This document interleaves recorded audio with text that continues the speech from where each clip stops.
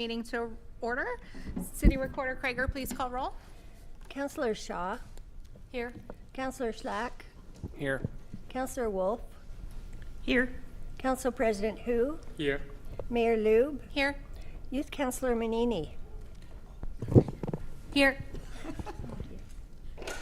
Thank you. Well, if everyone will please stand and join me in the Pledge of Allegiance.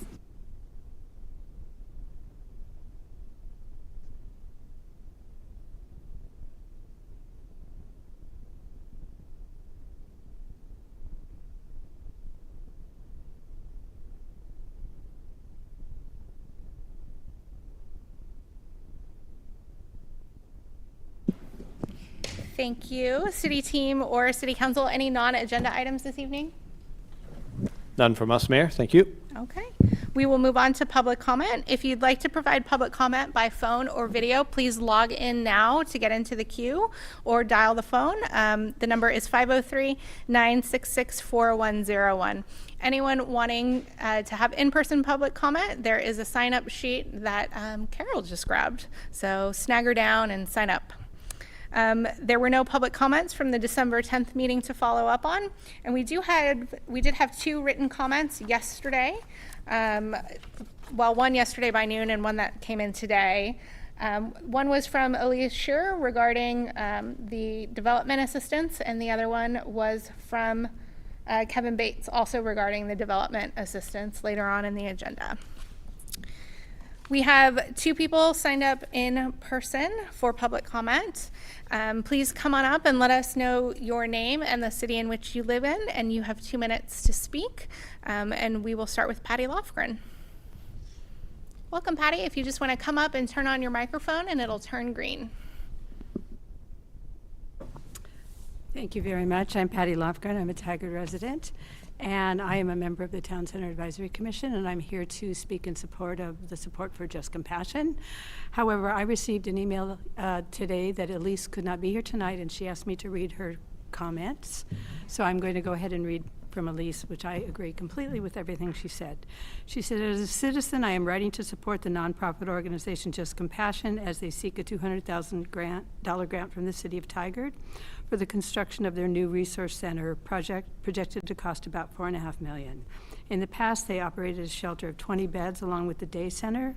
The new resource center will provide 60 emergency shelter beds, as well as offering many other needed services. There is a recognized need for more emergency shelter beds, as we experienced last January during the severe winter weather storm. Just Compassion has been a good partner to the city of Tigard and Washington County. It is their work with houseless individuals in cooperation with the city and emergency services that has helped so many people in need. I have seen and heard the empathy of the TCDA board and city council to the needs of the unhoused community in Tigard by supporting an affordable housing director and the establishment of the CHART organization. I thank you for your humanity and ask you to continue aiding and encouraging Just Compassion in their mission to serve members of our Tigard community. So thank you all. Thank you, Patty. The next person we have is Greg Patton.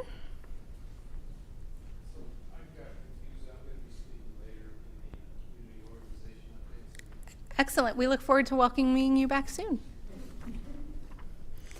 Mr. Vang, are there any phone callers in the queue or anyone wishing to testify by video this evening?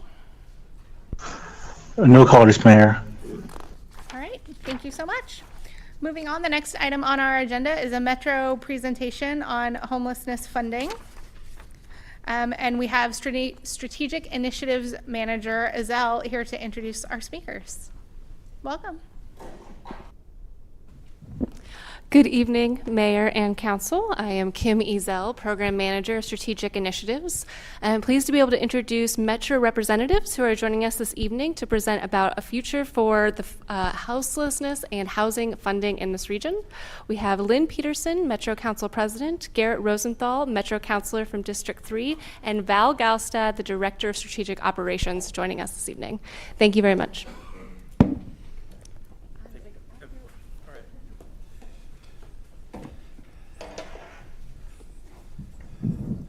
Thank you. My name is Garrett Rosenthal. I'm the Metro District Counselor for this district, and I'm very pleased to be here. As I told Council President Hu, it's a very good thing to have to meet the councils and to talk about this issue. It's a big issue. It involves both supportive services as well as housing, and it's something that I know Tigard has been very active on. So it's something that we're happy to be here. The process is not complete. As you know, it started 2.5 years ago. It's a work in progress, and so we're at a junction where we have to do more, and we realize that we have to do more, and we have to start doing it a little differently. So it's very important to have these conversations with the city councils. I'm familiar with some of the projects here, the Viewfinder, which was opened quite a while ago, and the senior center. There's a lot of good things going on in our region, and I also want to commend that you now have a resource person that's going to serve 3 of the cities in my district. You have Megan Cohen, who's going to be serving both Tigard and Tualatin and Sherwood with outreach and with coordination. So I'm welcome that addition to the whole mix of things. And that, I think I'll just say I'm glad to be here, answer any questions, and I'll turn it over to President Peterson, who can give you more details and a little bit more insight. Thank you, Councilor Rosenthal. Mayor, City Council, thank you for having me here. I so appreciate you taking the time to dig into this extremely important issue and to hear what you have to say about it. We are going to start with a quick summary of the voter-approved Metro Affordable Housing Bond, just to get us all on the same page, and the Supportive Housing Services Program, 2 separate ballot measures, just to be clear, and why they're so important to ending chronic homelessness. Then we'll walk through our current updates on the Regional Affordable Housing Bond Measure and the services funding, and we'll discuss what we've heard from partners and community members. Finally, we'll go over proposed policy actions and next steps, and given the allotted time, we'll do our best to fly through this presentation so we can hear from you. Next slide, please.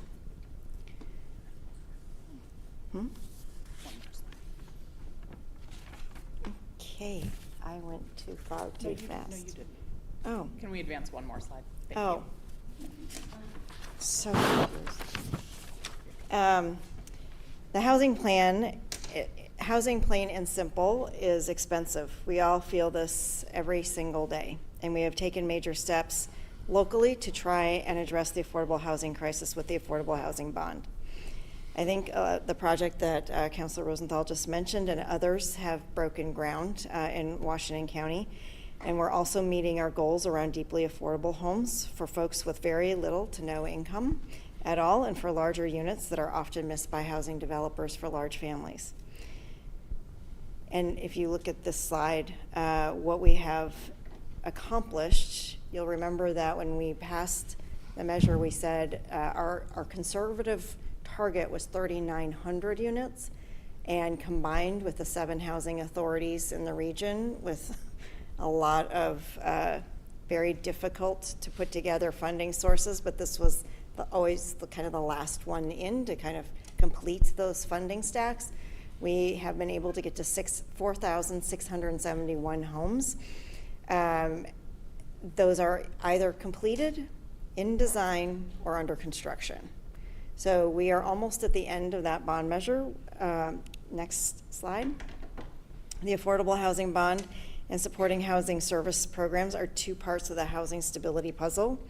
The Affordable Housing Bond is at $652.8 million and is a GO bond designed to fund capital expenses and capital expenses only, while the Supportive Housing Services measure is a 10-year tax on high-income earners and businesses, which went into effect in 2021 and is set to expire in 2030 unless extended by the voters. Next slide. To date, there's no denying that these dollars have, in the Supportive Housing Service measure portion, have made a significant impact on keeping people off the streets.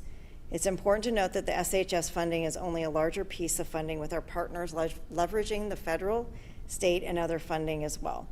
But it's a testament to the incredible work of our counties and city partners, service providers, and community members for stepping up to the work and making a real difference. However, there isn't a path out of homelessness without a home. And you can see in this slide that around 6,300 households have been placed in housing, and 15,000 eviction preventions That's huge, of people who, and families who are not on the street, because we've been able to keep them where they're in homes where they're at. There were almost 1,900 shelter units created or sustained. So it's quite a jump in the number of shelter beds throughout the region. And in Clackamas and Washington, we have been able to see actually firsts in a lot of these areas. Clackamas being my home, when I was chair of Clackamas County, we had $8 million a year. And now there's a lot more than that. I think they're at $50 or $60 million, around $50 million a year, and able to take care of those in each of our communities. It's a significant jump, and it's a meaningful impact. Which is why we are here today. Simply put, the housing crisis is worsening just at the moment the region's existing sources of funding for affordable housing are winding down. Next slide. If we do nothing to improve the availability of affordable housing in our region, we risk that our future work is focused entirely downstream after someone has become homeless. And once someone reaches that point, we know that has impacts across the region and a variety of issues from livability to economy.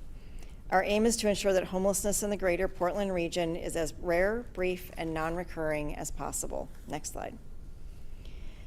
We've been hard at work over the last year on this conversation.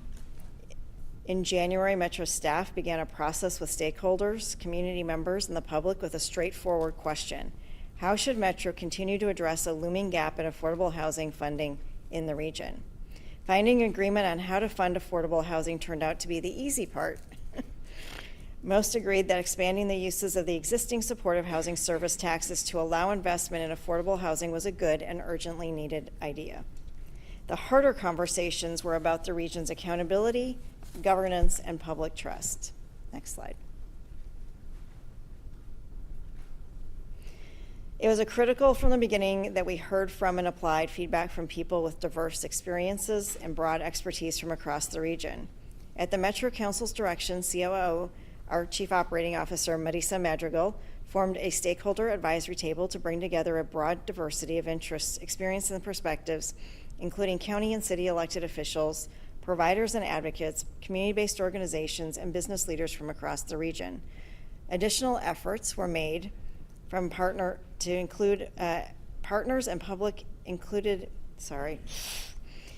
including partner-led engagement, regional committee meetings, oversight committee meetings, public partner engagement, public opinion research, and more. This all culminated in a COO recommendation in July, which kicked off several months of Metro Council discussion and work sessions with partners and more. Next slide. We weren't necessarily seeking consensus in all of this work. We all know there are diverse perspectives on how to address this region from across the region.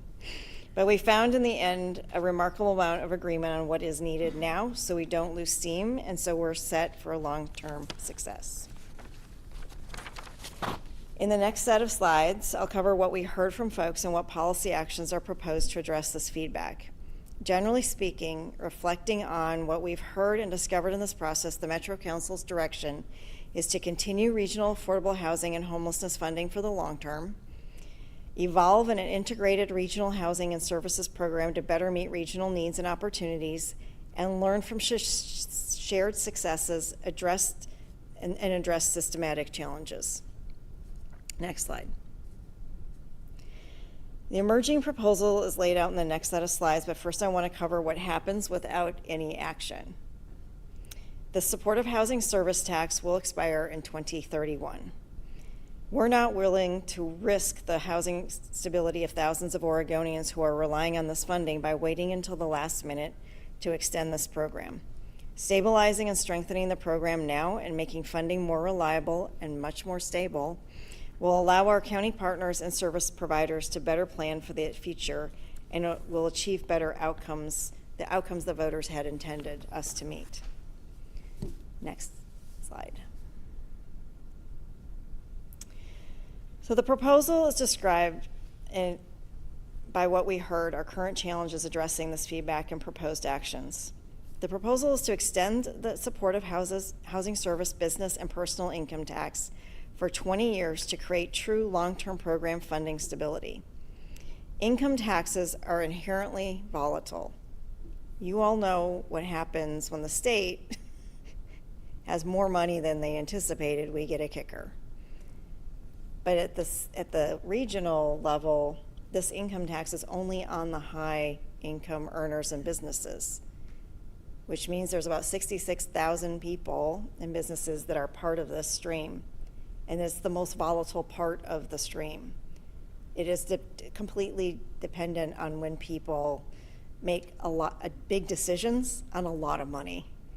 Or if they win the Powerball in Multnomah County, and suddenly we end up with $18 million more on a $1 billion Powerball win. Like, that's how volatile this measure is. And I think just understanding that volatility, trying to stabilize that for everybody going forward is really one of our bigger hurdles here. Our chief financial officer just shared that we're off by 6% in our forecast, but I think the state was off by 47%, which results in that kicker. Just to give you an idea, we're trying to do the best we can to keep it as stable as possible. To deal with this, the proposal is to create a set of buckets and stabilize that funding for supportive housing service by having the first bucket go to the counties for the supportive housing services. This would give a sense of a guaranteed amount for the counties and then have the resources above that to experience the volatility. So the supportive housing service programs would be stabilized, and then the volatility that rises up and down above that would go to these other priorities. We want to recognize that the program is bringing in more than we first imagined. The program was sized to an estimate of about $250 million per year and has been bringing in north of $300 million each year. So what we are proposing to do is index the income levels where the personal income tax kicks into inflation. Because what's happening now is that middle income folks are getting pulled in to a high income tax because it's static, but yet inflation happens. So we want to be able to index this and move people out that would be more considered middle income over time. And recognizing that we are bringing in more revenue than first imagined provides some tax relief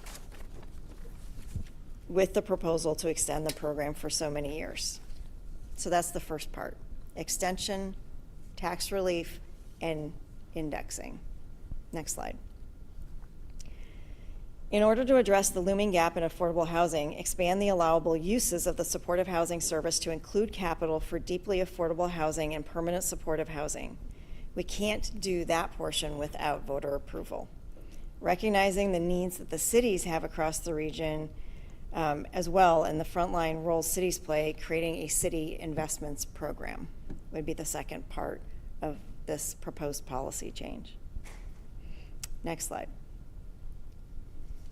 And then basically on oversight, create a simplified single oversight committee, including the counties, cities, businesses, and community partners, and ask this new oversight body to develop a regional action plan that local implementation plans seek to advance so we all know what we are trying to achieve and can measure how we are doing. Right now, as you know, there are 2 oversight committees at the regional level. This would collapse it to 1.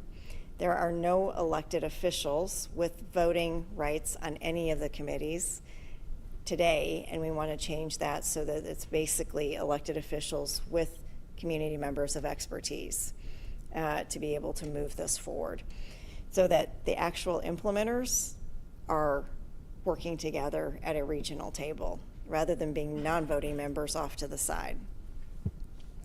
Next slide.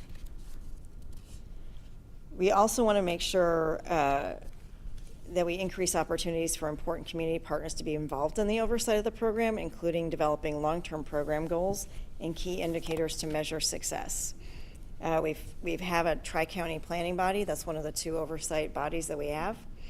They have done a lot of work. They have gotten us to a point to having some key performance metrics and some idea of what they want to do with a long-term plan. But again, there's no one on there with actual implementation responsibility. So being able to move that forward. Next slide. And we're almost to the end. So stability, predictability, and flexibility and regionalizations of this program is really the key. A new allocation method would commit the most stable funding again for services and prioritize people who have already been helped through the SHS measure by keeping the housing and services that they have today. Because the measure has brought in more revenue than anticipated, this is the opportunity to build a bridge to the future by restructuring the system to support affordable housing construction while simultaneously filling a critical gap in the housing system. Council remains committed to supporting and funding regionalization. The current state of funding leaves county services and budgets vulnerable to boom and bust swings based on volatile revenue collection, as I mentioned.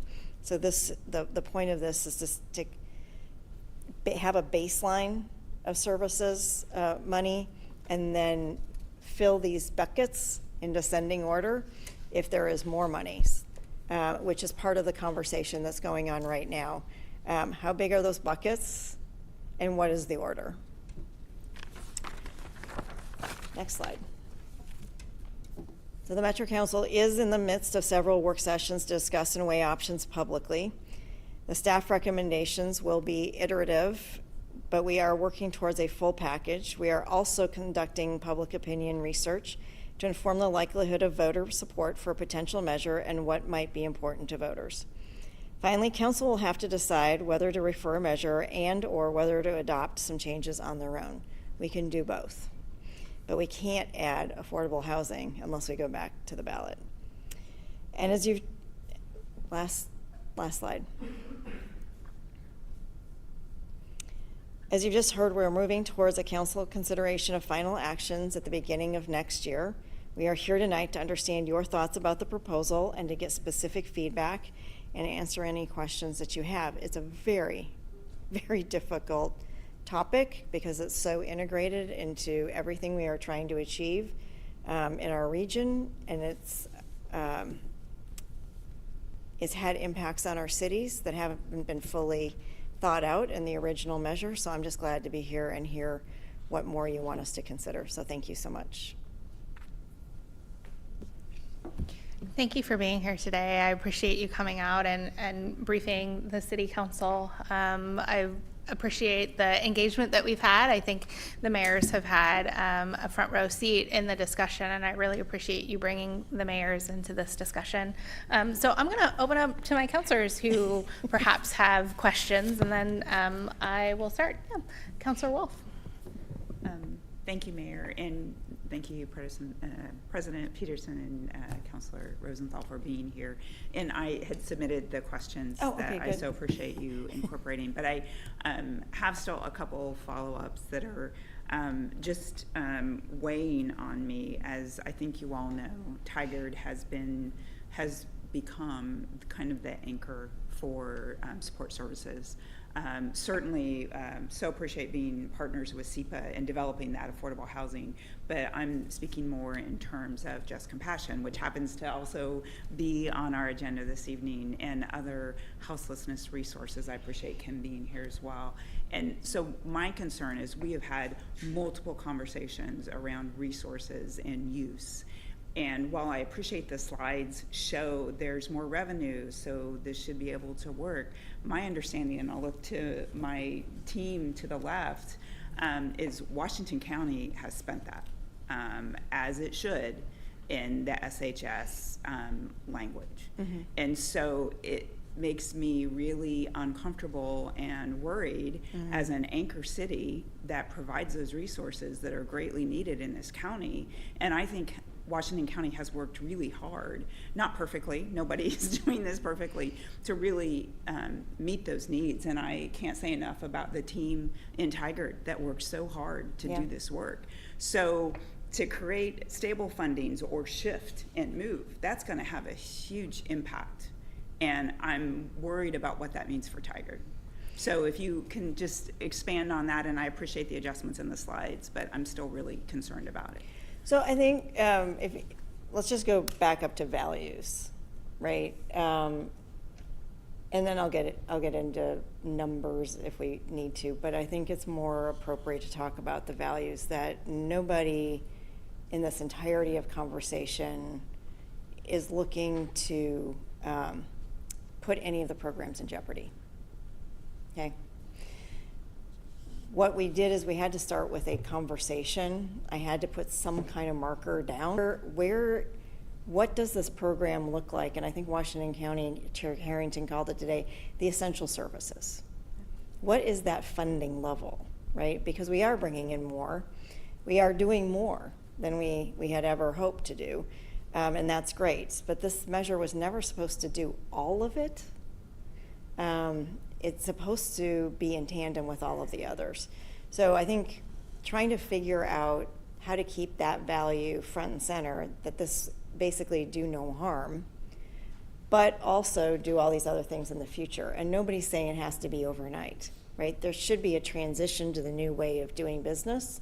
And so we've been also talking to the counties about how long should that transition be.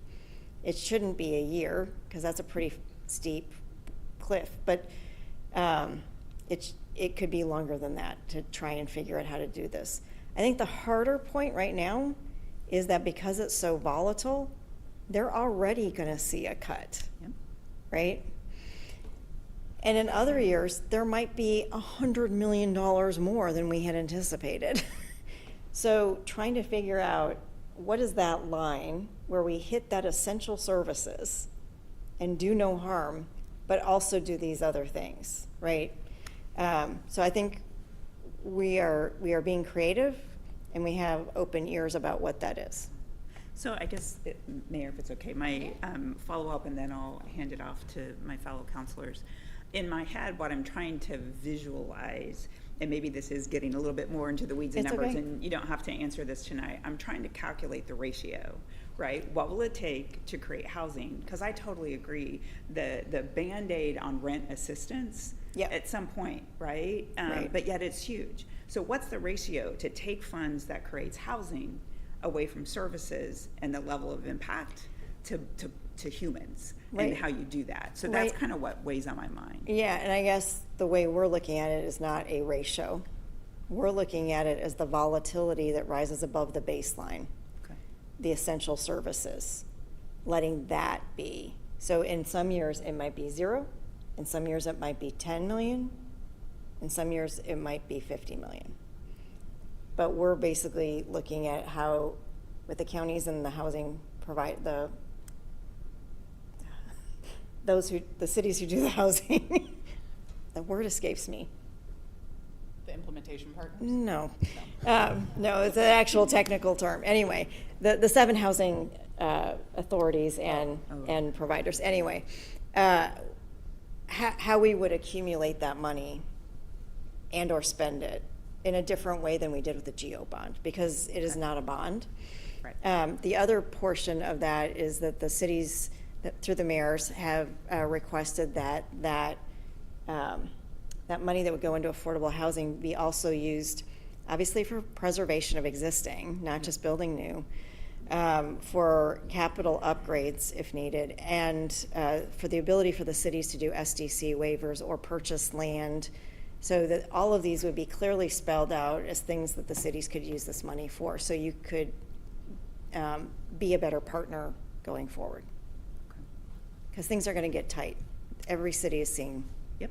right? So what can we do to make this continue moving forward and not have it be such a tough decision at the city level? All right. Thank you. Yeah. Thank you, Mayor, and thank you all for being here. I really appreciate the discussion about value and Band-Aid, because I also believe that the houseless service that we are all providing, it's essential, but at the end of the day, it's not going to solve the root cause of the problem.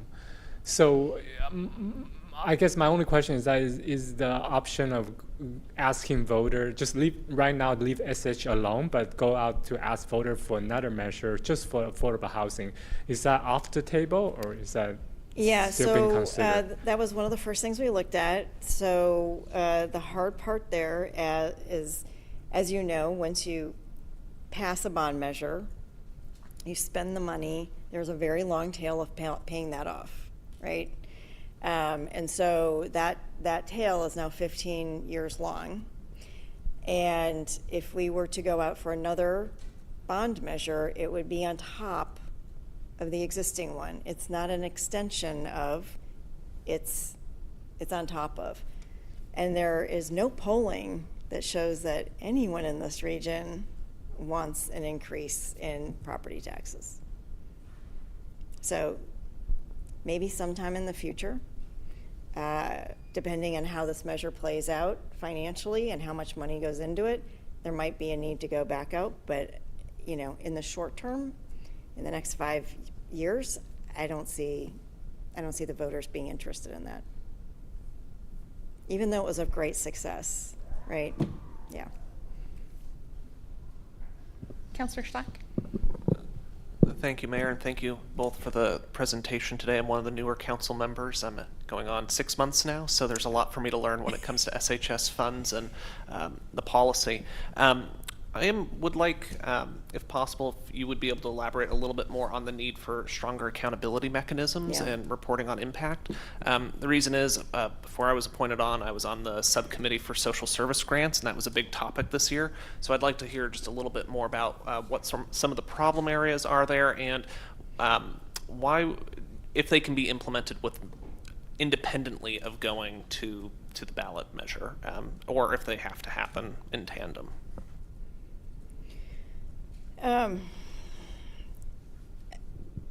So I believe the answer technically is that if we were to open up the IGAs, maybe we could get more. But the IGAs right now do not allow us to get any more reporting than what we have. We have limited authority within the ballot measure as Metro. And that's one of the things that we want to make sure that when we go to the ballot this time, I say this over and over again, and I really want, I mean, the minute I say it, you'll understand. We had 3 weeks to put this measure together. Roles and responsibilities were not clearly defined, and measures of success were not clearly defined.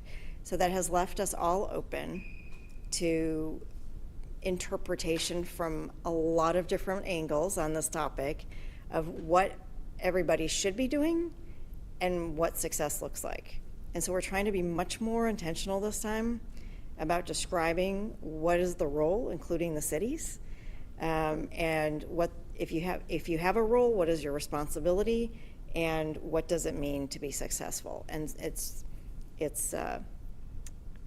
hard work to get there, and then to have that accountability to back it up. In other words, what does it mean to be non-compliant with what we've been trying to do?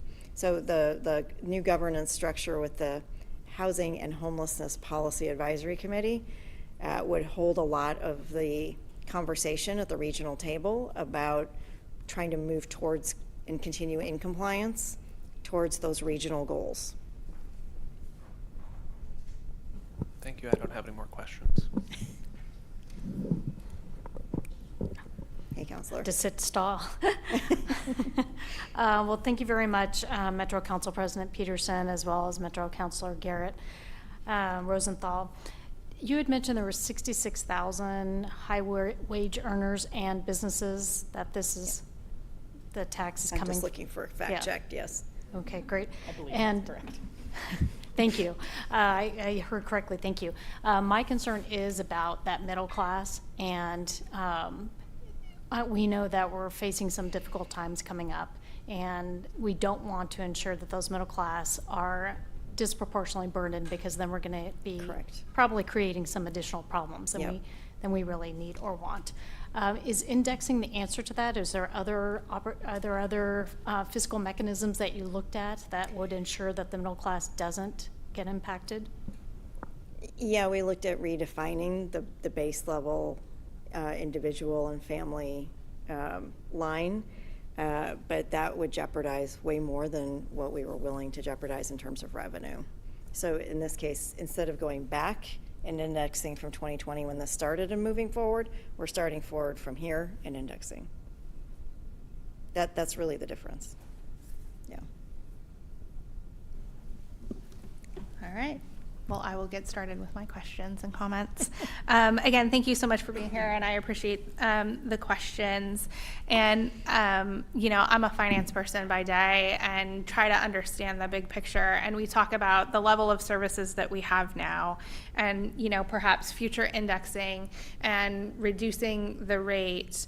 How is that going to have an impact on the level of services that we currently have? Because I see us doing all of these things to reduce the amount of money coming in, but there's a really, you know, unless there's something I'm missing, I don't see a way that the money coming in and the way that we're hoping to, I also have a question about what we're indexing to, like there's enough money to cover what we have now for the services that we're providing, because you know, we're hearing from Washington County that they're already reducing the amount of services that we have.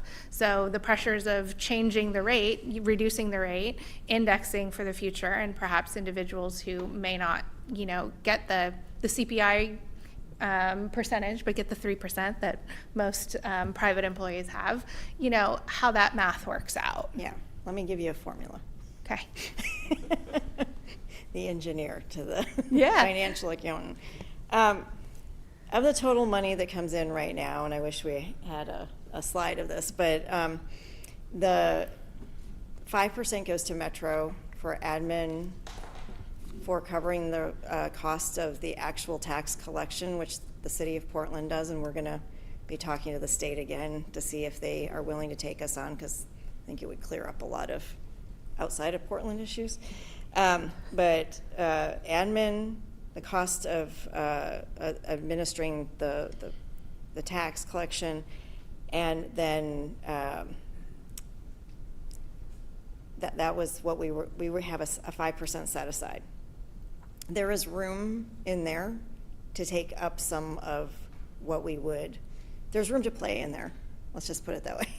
So we are currently looking as Metro to see what we need for the long run, to get before the council and talk about how we could play a role in furthering the affordable housing portion, as well as maybe the regional bucket. So there's also a 5% regional bucket. Yes. That was to help regionalize towards the data collection and any other regional programs that the 3 counties and all of these oversight committees wanted to do. That some of that might be absorbed within the Metro portion. We don't know. We're looking into how to play with those 2 buckets. But the regional investment fund would probably go away. The question is, how much can we retain? The other portion of this in the pie chart is that the counties right now have to have 2 reserves. One for a normal program reserve, and a second for the volatility of the stream of money. If they are not so dependent, if they have stability, then they can reduce their reserve on the volatility, which would also give some more headroom.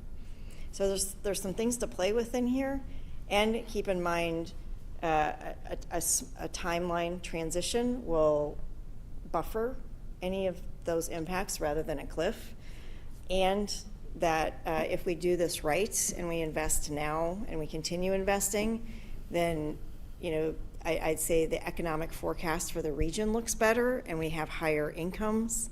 If we don't continue to do this, if we don't extend it 20 years, if we don't show like we're actually trying to solve this problem to the outside world and investors, then we will lose high income earners from this region and we will start to spiral. So that's what we're really weighing here. Do we know how many high-income earners we lost that have moved away since a combination of all of these high-income, especially even in Portland with the preschool for all, I think is what it's, just all of these programs really hitting high earners at the same time? You know, We can follow up. we can follow up with you on that, but we basically don't know the high-income earners, but we know basically what the population is starting to do, looking at different data sources. But what I think you've seen in the paper is a percentage of Portlanders have moved within the region, outside of Portland, and a percentage have moved within the state. the vast majority are staying here, which is the good news. But there are folks that have left Portland. That's a statement of fact, right? How is the baseline of services going to be determined for the counties? Are they providing it? Yeah, they already did that in Washington County. I think what we're going to be looking for is for Multnomah County and Clackamas to go through a similar exercise.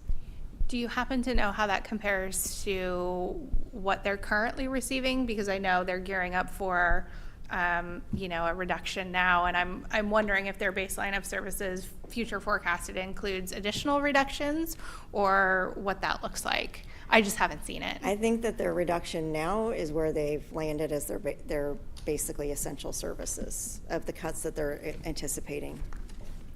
And the baseline services that we're looking for, and perhaps once we get all of the county dollars, is that in the forecast, the bare minimum that we're anticipated to receive sort of based on projections?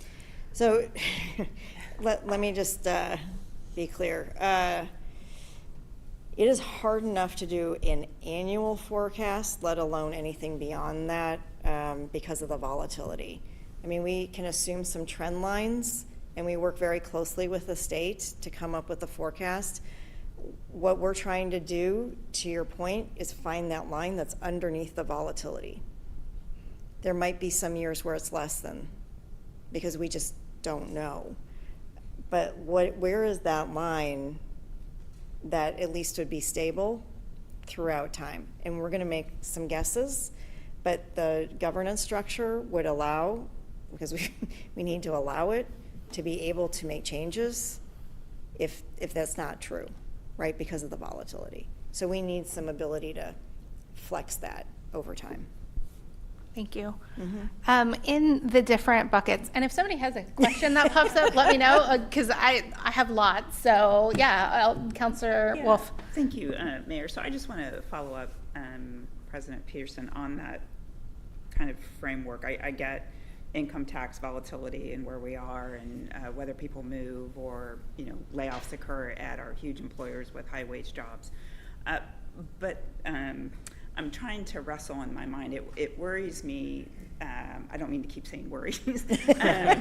I wonder this essential line, if it starts to become a little deep, because instability is just an income tax model.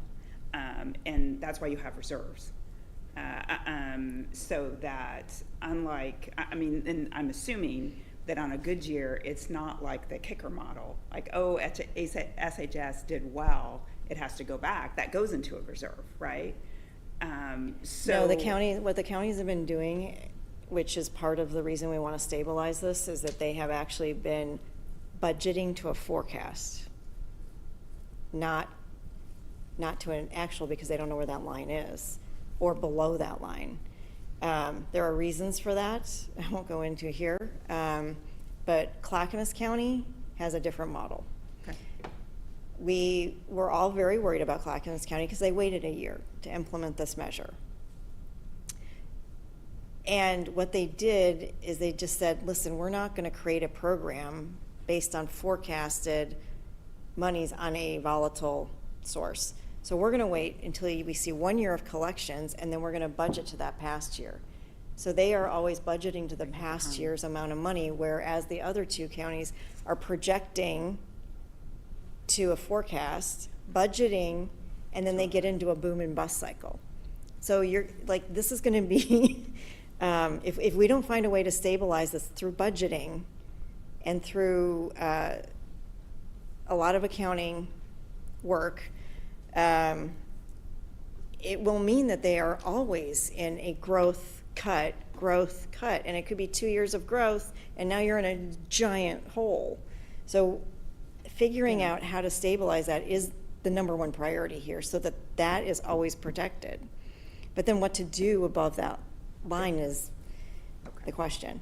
All Yeah. right. I didn't mean to jump in the weeds. No. It's- And I think another one of the buckets that we have up there is that if we have a hugely great year, we fill the bucket for housing, fill the bucket for cities, and we also then go back and say, is there any more one-time expenses that we could put into the supportive housing service program. So that we always have that ability to do those one-time, maybe it's a new homeless shelter purchase, right? But the housing bucket's going to be huge. Well, we don't know mean, how big, we have no idea how big the housing bucket will be. We have no idea. Like, it's just not, it's not a predictable thing at all. But what we can say is that there will be some over time. Thank you.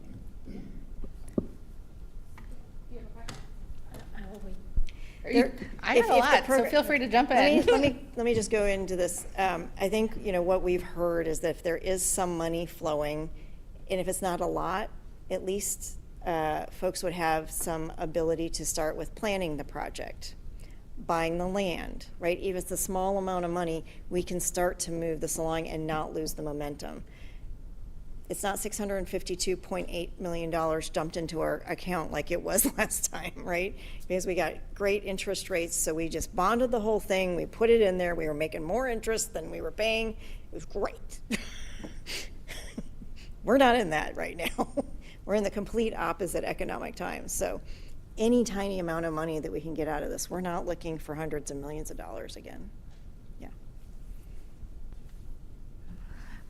For the county bucket, I know we talked about it previously in one of the proposals, perhaps it being at 3%, and I think cities have learned that 3% is a terrible way to Inflation, cap yeah.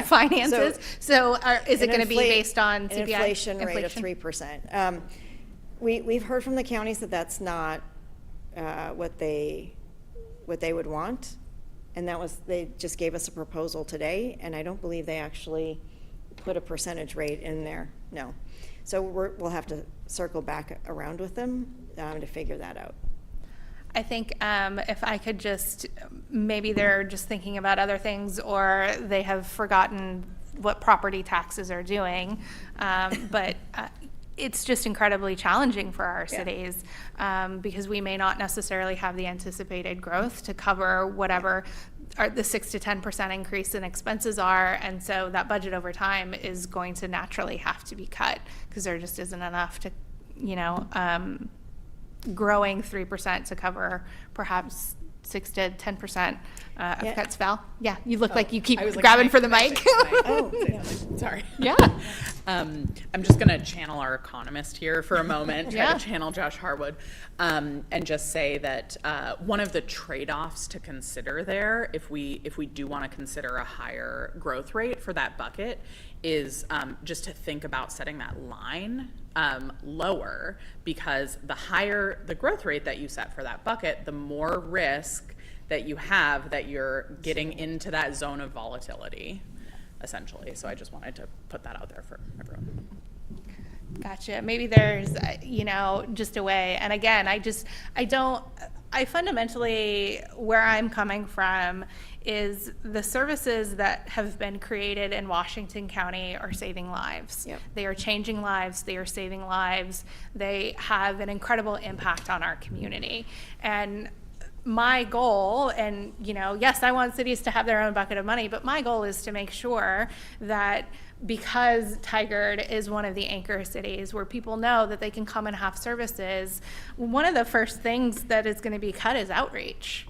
That is so incredibly, that's on the top of the chopping block right now. And I know that that's also a discussion to have with our county, but that is the first line of defense. That is how we are working with our time, place, and manner. And we are already using a lot of our general fund to be covering different situations that are coming up. Individuals at the library, some of our officers, and doing cleanup and those sorts of things.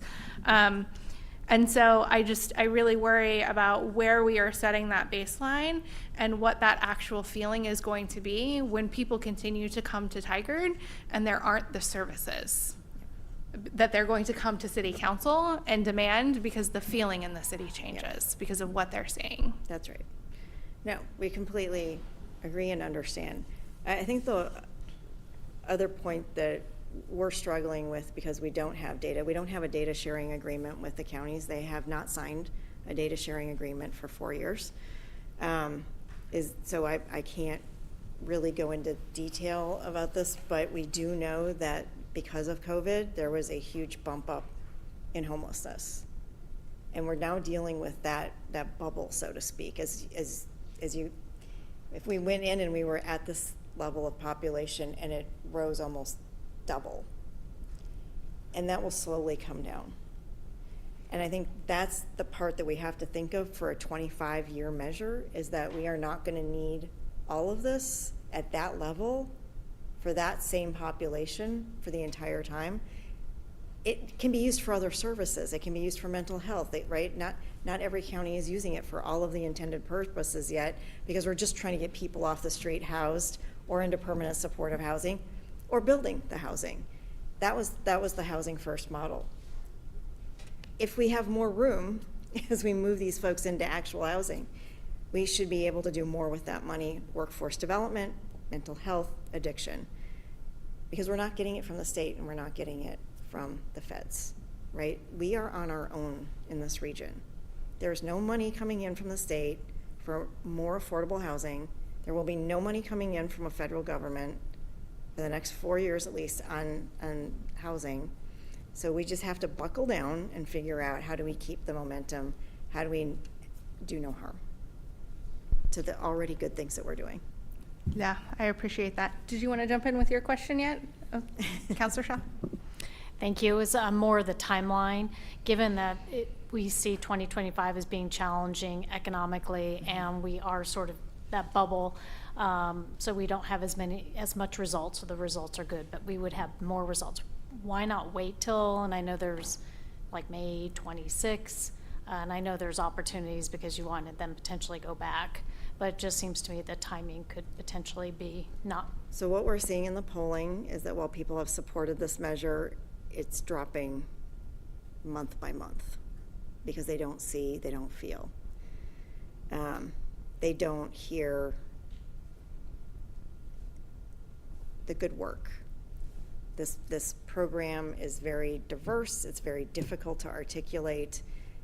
And again, we don't have a data sharing agreement, so we don't have the data. We can't go out and communicate all the good work, but we do know that we have a window. So trust in government, all of our local governments, has been extremely low, and it's starting to creep up. If we can show that we have a partnership on this and that we're all in it together and we're moving forward, then I think this is the moment to get that extension.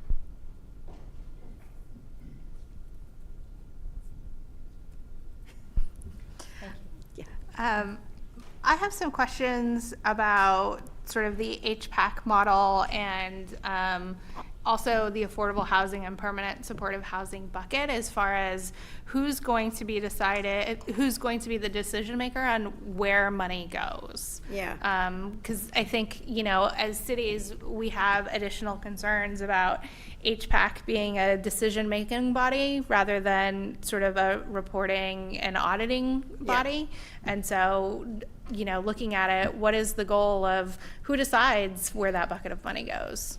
Yeah. And by the way, I'm in love with your wrap of your computer. Oh, thank you. It's just nice to look at. It's very calming. The way to describe, just at a very high level, the vision, we wanted to set a table that would allow the elected officials to be able to work out these problems and have that accountability and transparency that's been lacking because of the way the oversight was set up.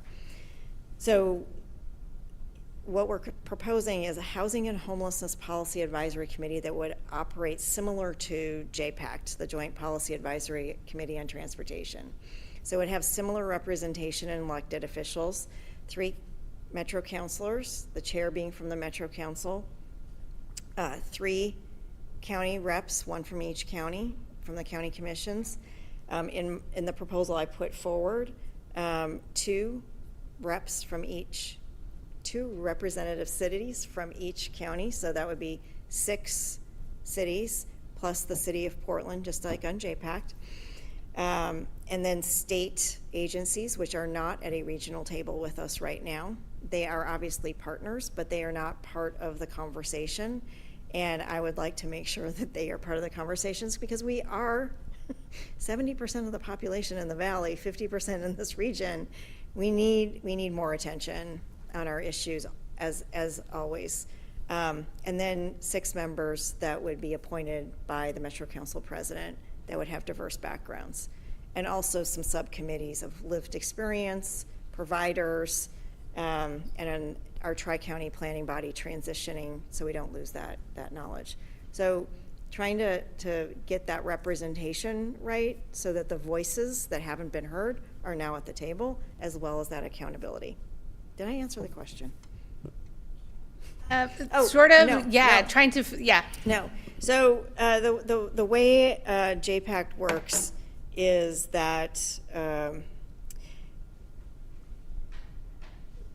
the Joint Policy Committee on Transportation literally takes in all of the local plans, and we basically create a regional plan. And all of the local plans then come in together, and we go forward with projects, and we fund projects out of the federal money, right, together. So JPAC allocates the money and has to get concurrence from Metro Council. We can't change the proposal, but we can say we'd like a different proposal, but it's never happened. So in 40 years, it could go into an infinite loop. And luckily, we've never done that, because we have great staff in this region, cities, counties, and the Metro. We work together. The idea on this is slightly different in that this is our money, it's not federal money, right? It goes through Metro. So Metro has the ultimate authority for actually appropriating the money. But we believe that HPAC would be the allocation. They would do the allocation. So they'd say, this is right, this is what we want the money to go for. Metro, release the money. And that's essentially the way it would work. Has there Very high detail. No, I think that's really helpful, especially for this council.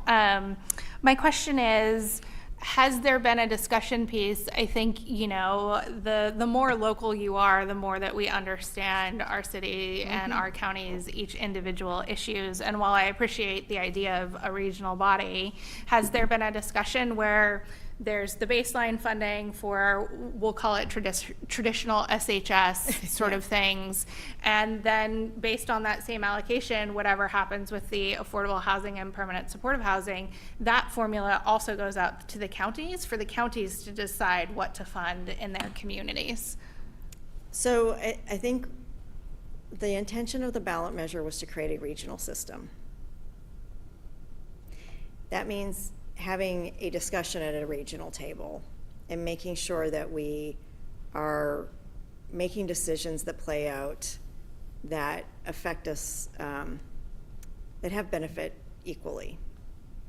So I just want to give you an example of one of the issues that we're having, that we're hearing from the providers within the system.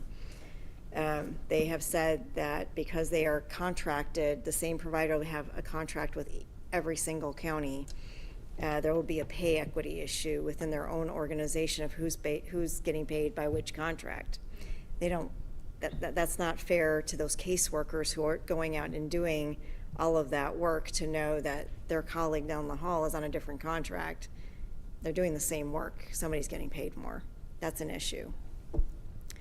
Then the standards are completely different between the 3 counties. So we haven't regionalized the system so that we're all like on the same page with all of these different contracts. So it's trying to set some of those standards. So that's kind of the repercussion of not having this table, to try to work that out of what would be those standards, so that those who are actually doing the work know exactly what they're trying to achieve, because they also have requested a North Star. They don't actually know what they're trying to achieve. It's not clear because programs are being funded, but KPMs are just being set now, those key performance metrics. So it's not clear to the providers, what are the priorities, what should we be doing to achieve, to help the counties, to help the region. They also want those KPMs bad. And they are collecting a lot of data, but the data is not getting elevated to the point where we're actually analyzing a system to find out where could we be more effective or what's really working really well. So this regional part is probably a key component, and so I always go back to what's going to get us to a regional system and provide that equity throughout the region. I appreciate that explanation. So from what I gather, that argument to me applies to the traditional SHS dollars and not necessarily the tangible dollars to build things that would look different depending upon each county's needs.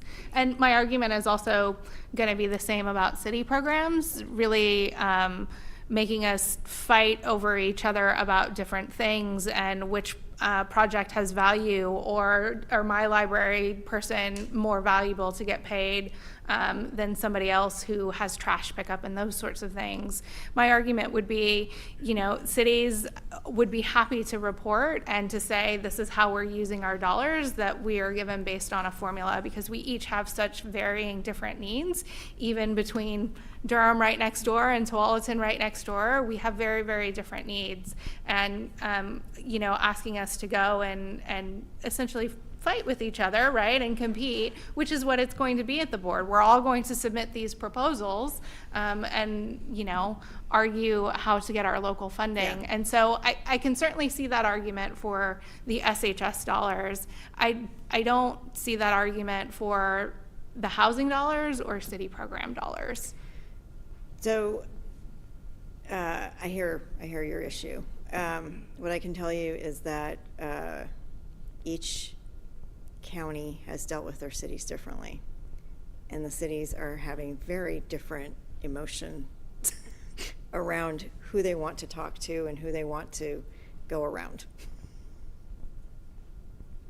I think my argument would still be that a formulaic division to the cities, with the cities reporting on how we've spent it based on the framework of saying this is what you can spend it on. Yeah, that's very complicated, because that's exactly what the counties are doing now, and there's no transparency or accountability. And that's what we're getting dinged on, and the pressure on Metro Council from the regional stakeholders is that there's no window into the decision making or how to actually affect that. So there's a push and pull here. I'm not saying that what you're saying isn't right from your perspective of how you'd like to go about it. It's when you put this into a regional perspective, then it gets really hard to find the clear line through the muck because there's so many different perspectives, right? Yeah. But I appreciate that. Additional questions, comments? I think, thank you, and I appreciate you sitting in the hot seat for a while with all of my questions. That not everything has a great answer, right, as we continue to work Yeah. through and negotiate back and forth. And So I think, why don't I give you a timeline? Excellent. Because we really do want more conversation. I had originally been pushing the council to actually send something to the ballot this month. We're not obviously there because we wanted to provide more time. We've had a proposal now from the cities through the MC, sorry, and we've had a proposal today, just 2 hours ago, from the counties. And so we're taking that into account. We're going to do another round of engagement now that we have more information, start to draft a proposed ordinance with some options kind of encased in it from basically what we've heard. Trying to reduce the number of variables, because really we all agree on a vast number of the variables, trying to get it down to just the variables that we need to, the finer sticking points. And we will see, Metro Council will see a draft ordinance on the 16th. Yes. Thank you. And a first reading of an ordinance on the 23rd. We need to actually, if we're going to make the May deadline, if that's where we're going to head, the May ballot, then the deadline is the first week in February, so that we allow time for a ballot title appeal. Sounds like a busy January. So whatever you do, get me the collective input, and we will make sure that it gets included in the types of options that the council will see. Excellent. Thank you. Thank you so much for being here. We really appreciate it. Yeah, I appreciate it. It's been a while since I've been in this chamber. My first time was when I was working at TriMet as the strategic planning manager. I don't think this building has changed No, much. it brings We back a added lot of couple memories. of prettier pictures. Tried to bring in some color. You have a painting. You could have a community painting day. Yeah, we've talked about a couple of different things we can continue to do. Our pictures are finally in color. Oh my God. It took till now. Yes. Awesome. Well, thank you so much. We appreciate it. Have a wonderful night, and we will continue this dialogue moving forward. Thank you. The next item on our agenda is a community organization update. Our first representative is Naomi Frederick from Catalyst. I'm actually online. Is that okay to present from the phone? Yeah, no, that's excellent. It's nice to see you. Well, we don't actually see you. I don't know if you have your camera. There we go. Hello. There we go. Hi. First of all, thank you so much for having me. My name is Naomi Federuk, and I am the Assistant Director at Catalyst Partnerships. So we had the honor to receive your generous grant to support the important work we do. So I wanted to first say thank you for that. And then I wanted to give you an update. So to refresh your memory, if you were not part of that, that whole process, Catalyst Partnerships builds hope, inspires faith, and nurtures community by bringing together donated resources and caring volunteers to do free critical construction repairs for low-income neighbors here in Tigard and in the Portland metro area. And many of those served by Catalyst are elderly or disabled. So you might want to think, okay, what kind of work do you guys actually do? So some of the work that we do involves like installing ramps, grab bars, and widening doorways. We also look at structural issues like roofs or flooring and decking to address like long-term stability of homes and reduce trip hazards. Tripping is a big deal for elderly. There's a lot of hospitalizations because of tripping. And then we also do other kinds of improvements that are for safety or health or energy efficiency, quality of life, and eviction prevention. So just a couple of numbers here for you, just to give you kind of a overview of the size of our organization. So we did around 70 projects last year. 8 were in Tigard. So just counting the Tigard projects, we had 68 volunteers work on those projects that were for Tigard residents.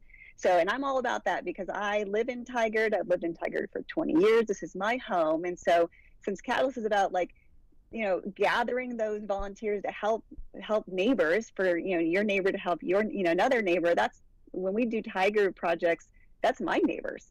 And so to really paint the picture for you guys, I'm just going to kind of share a little bit about a story about last year when we did a project for a Tigard resident, Mr. and Mrs. Lowry. So Mr. Lowry, he's 84 years old, he's blind, and he is currently battling cancer.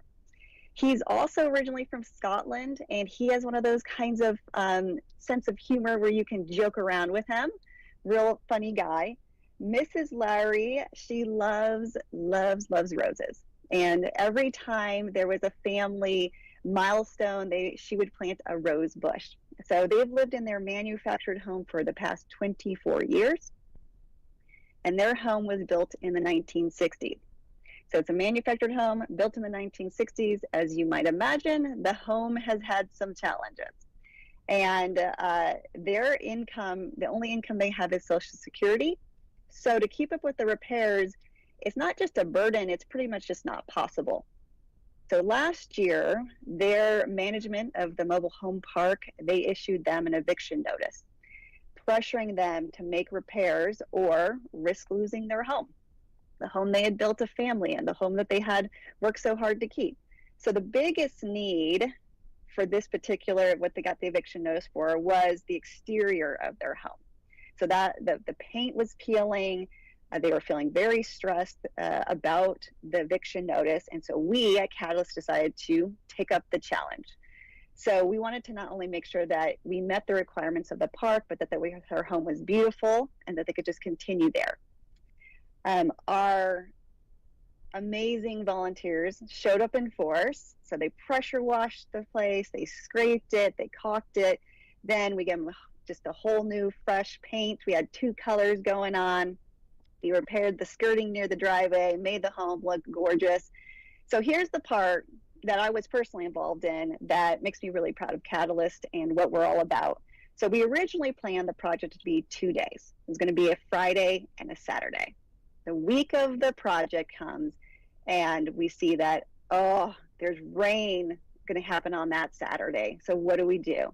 So we sent out a email to our volunteers and they just rallied. And on that Friday, we had 22 people show up.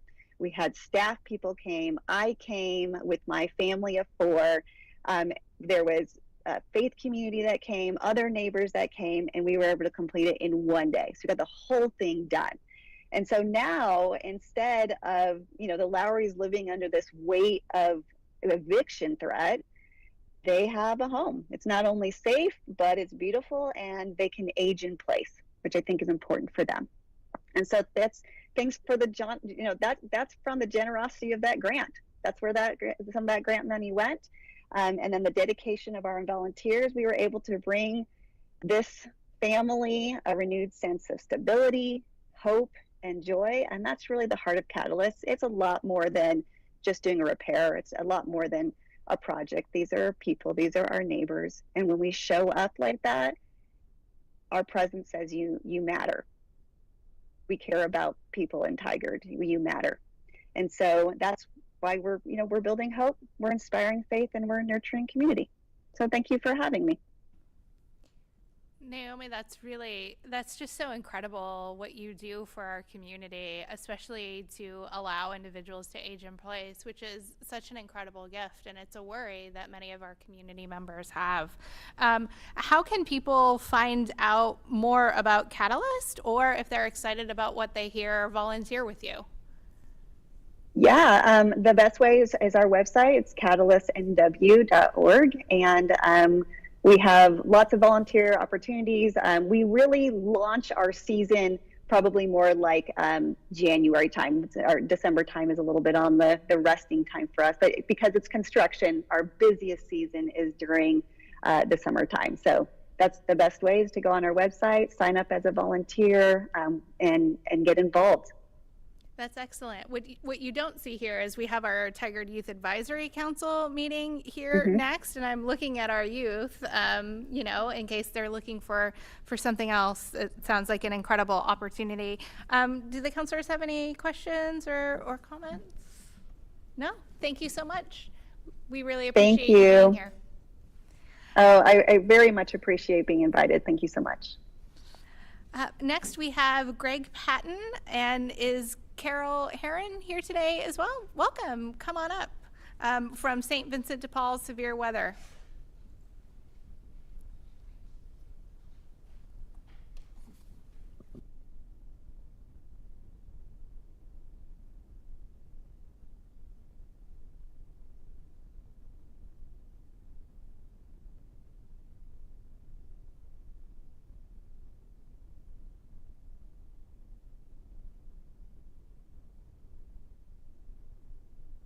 When you speak into the microphone, you'll just want to make sure that it's turned on and green. Okay.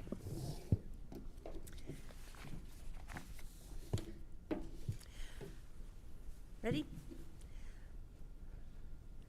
We thank you for the opportunity to share with you the St. Vincent de Paul Severe Weather Support Program.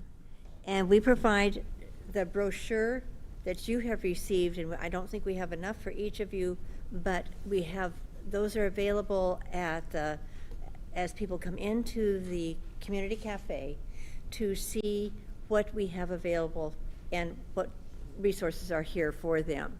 And then we try to talk to them about resources. We have deep roots in the homeless program in Tigard, and I'm delighted to see a couple of the the people with whom I've worked over the years with housing in Tigard. We go back as far as 2009 with the homeless programs. We have received Tigard grants many of these years, and we appreciate those.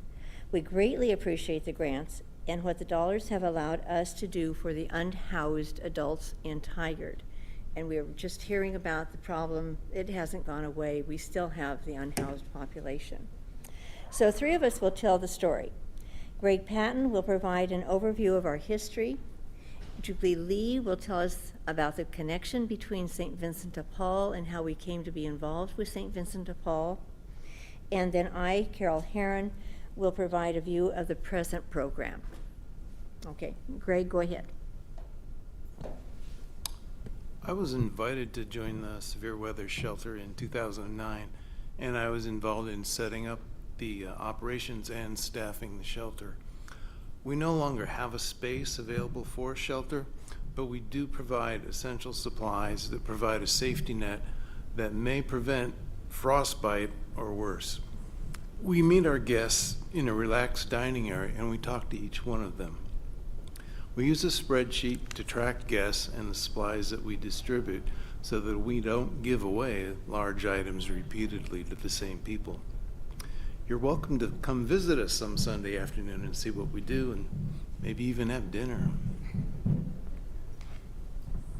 Thank you. Yes, so St. Vincent de Paul and the Severe Weather Support Group have a long history of working and collaborating together, even when it was the shelter. And then when COVID hit and the shelter closed, during that time, we still continue to provide hot meals through our community cafe, but obviously they were to-goes. When we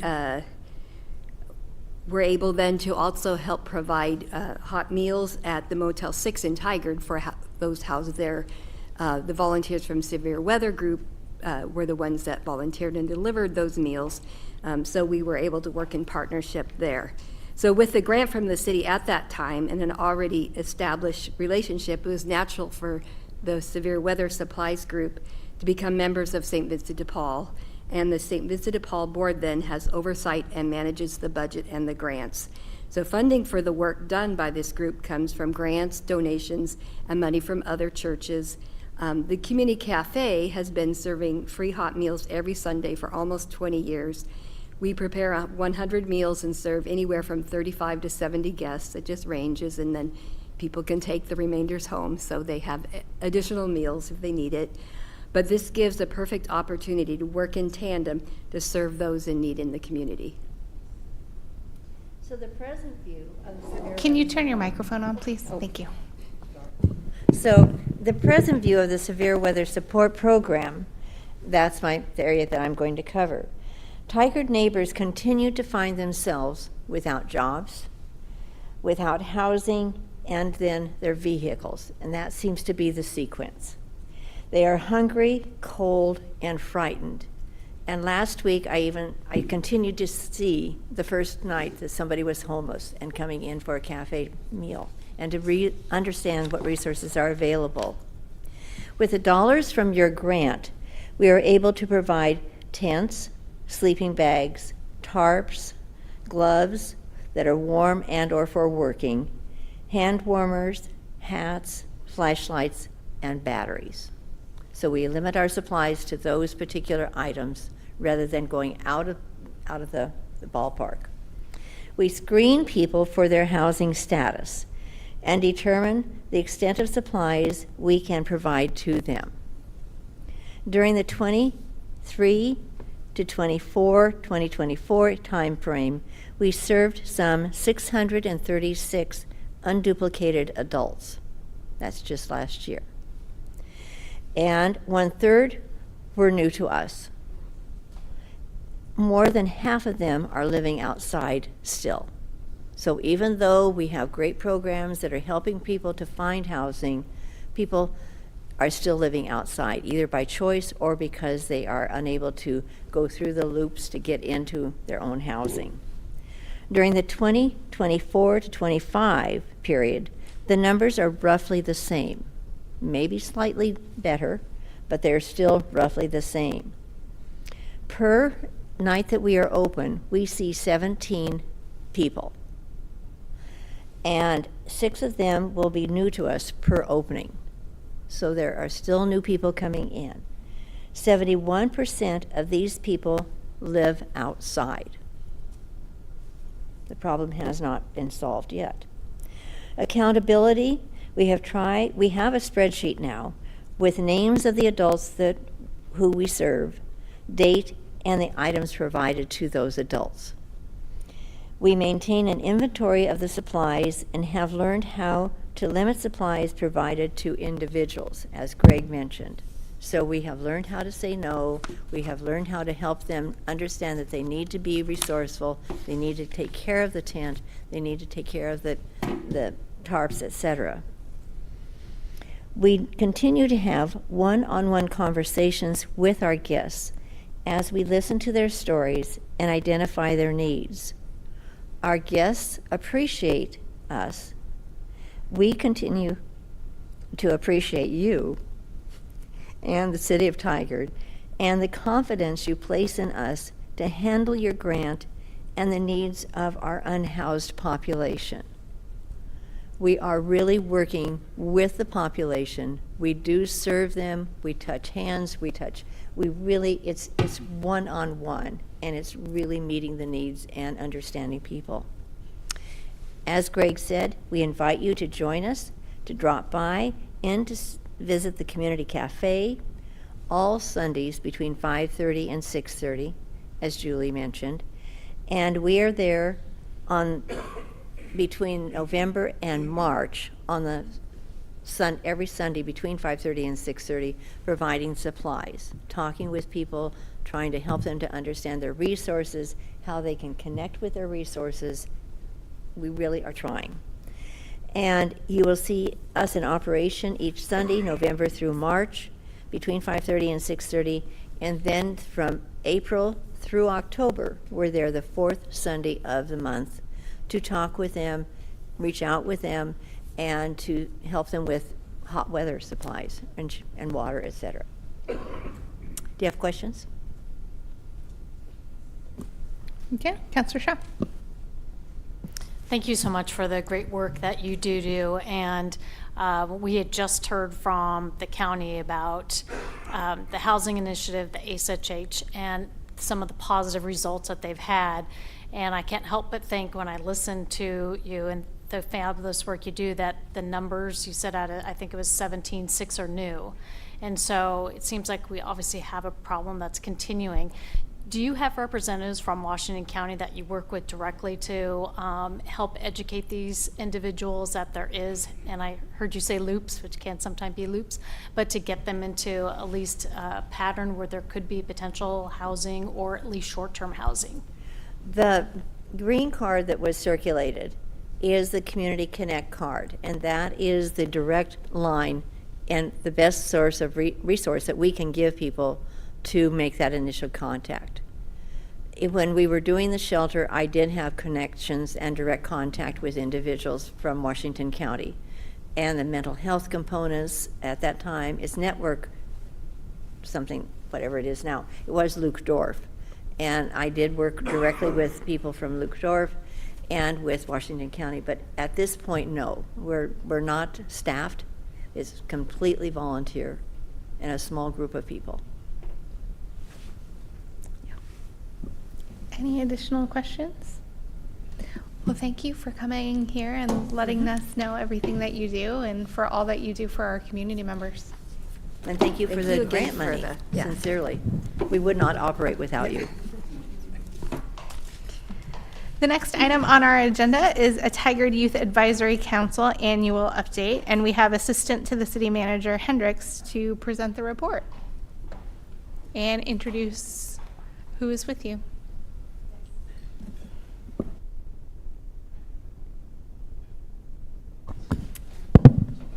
Good evening, Mayor and Council. My name is Nicole Hendricks, Assistant to the City Manager. I'm here on behalf of Alex Richardson, who is our team liaison for the Tigard Youth Advisory Council, also known as TIAC.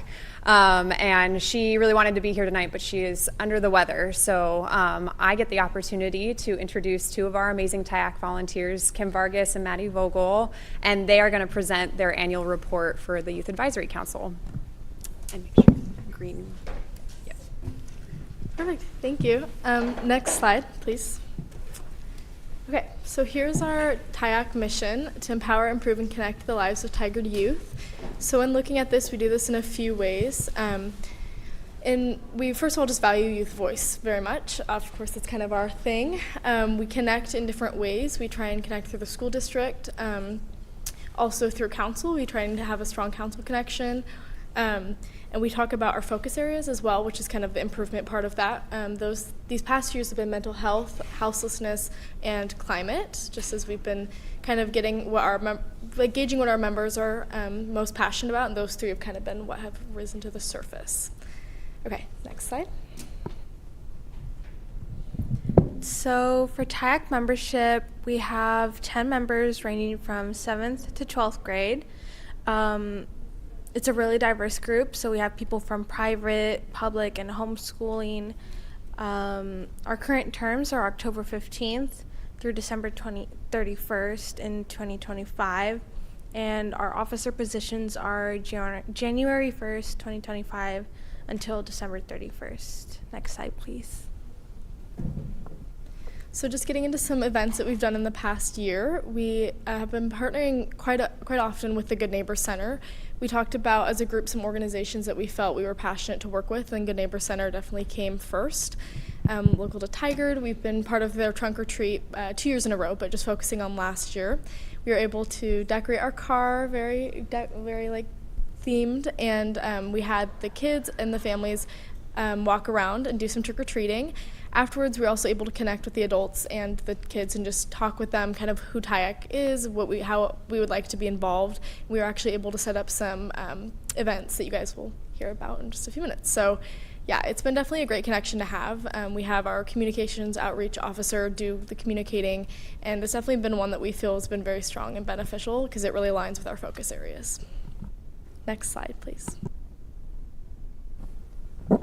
So on February this year, we had the Good Neighbor Center dinner. Here are some really fun pictures of the process. So we cooked, I believe it was fettuccine Alfredo, and we also organized the pantry, and we spent some time with the people at the Good Neighbor Center. It was really fun, and I feel like we really did make a difference. So this was just kind of hosting a meal, and if you guys are ever interested in doing something like that, they are also always looking for volunteers. Next slide, please.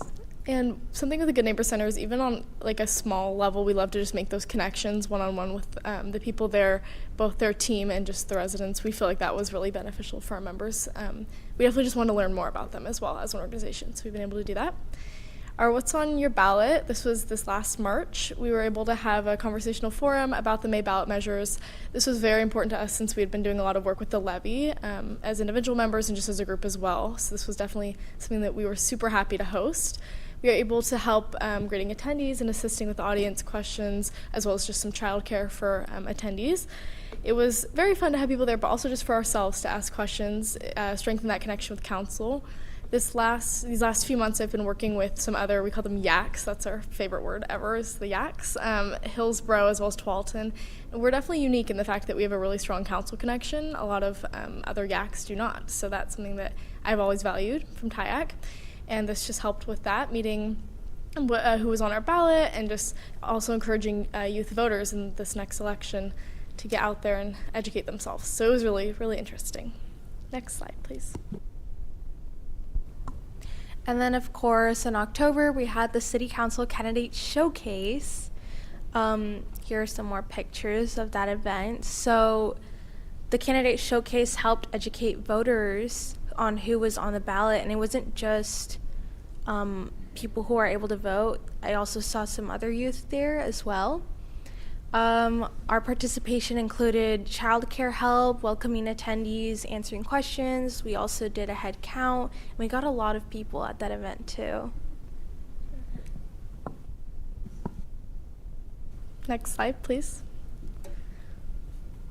And then just some other events that we've been involved with. The last few years we've been doing the Holiday Lights Walk. We've been providing hot chocolate, connecting with community members. It's been a great way to gain membership. So we've been kind of able to advertise TIACTIS in a way that really kind of connects with the youth that are there, as well as this, like I said, in May, we did a lot of police levy support individually, working with council, but then also just as a group. That was definitely something we had not talked about at all, so it was really interesting to get people's opinions and kind of introduce that to our group. And then we also worked with the egg hunt. That was super fun. I was not able to make it, but I heard it was a big success. We did coloring pages. That was a really good way to interact with our younger members that may be available to apply to TIAC in the future years. And then our National League of Cities trip has been available for our officers these last few years. We are planning to attend again in the spring, and then we already came in April and did an update with that, but that was definitely a pivotal moment for our officer team. Also a good way to connect, so we look forward to seeing Hillsborough and Tualatin there again this year, and to work with Oregon cities. Next slide. We've also had some people visit during the meetings. So we've had city teammates visiting to discuss current climate initiatives and Tigard's work on houselessness. We've had city councilors come to talk about public safety renewal, the public safety renewal levy. We've had Ride Connection attend a meeting, and they talked about their plans for expanding, and they also asked about youth opinions, which I thought was really, really nice because their original, how did you say, the crowd, the people they're looking to, was for the elderly and people who had difficulty accessing public transportation. But now they're expanding to youth as well, and I thought that was just really, really nice. Next slide, please. Yeah, and then touching back on our focus areas. So these have stayed pretty similar just in these last few years. We've been really focusing on youth mental health. This year, just having a deeper conversation about it, looking at what parental figures can do to help their youth, guide them through their years in high school, middle school, as well as just the action we can take. And like I've mentioned, we've been doing a lot of collaborative work with Hillsborough and Tualatin. Those two YACs have been very interested in doing a mental health event, which we hope to see happening in the spring. We're very excited about that. Houselessness has also been a focus area. We are taking that on in a few weeks with the MLK Weekend of Service. We're doing a blanket making event, so that should be good. That really helped. We really felt like that targeted our houselessness focus area. We've done some blanket making in the past, and we're able to use some of our budget to get materials, and we're really hoping to have about 20 to 30 blankets made and then donated to a local organization. And then climate action, this is definitely one that's taking a longer time just getting a grasp on. We've had some pretty deep conversations about what that looks like, how we like to take action, as well as just what the city is doing. And that was definitely one that has really gotten our attention. We had a few of our members working with the Green Energy Institute with Lewis and Clark last spring. They did a presentation on it. And then we've also just started taking steps forward, working with representatives from the city, and we're hoping to do some climate action in the spring, as well as like some type of event, possibly with our school district. Yes, and then upcoming is our National League of Cities, which will be happening in March, which we should be able to get some good takeaways from. Next slide, please. That's it. We would love to answer any questions or comments. Thank you so much. Questions or comments? Yeah, Councilor Schlack. Thank you, Mayor, and thank you for the presentation. Every time I learn about all the opportunities that the city has for young people to get engaged in their community and help facilitate that and educate them, always makes me wish I did something like that when I was of that age, shall we say. I'm just sort of... Sorry,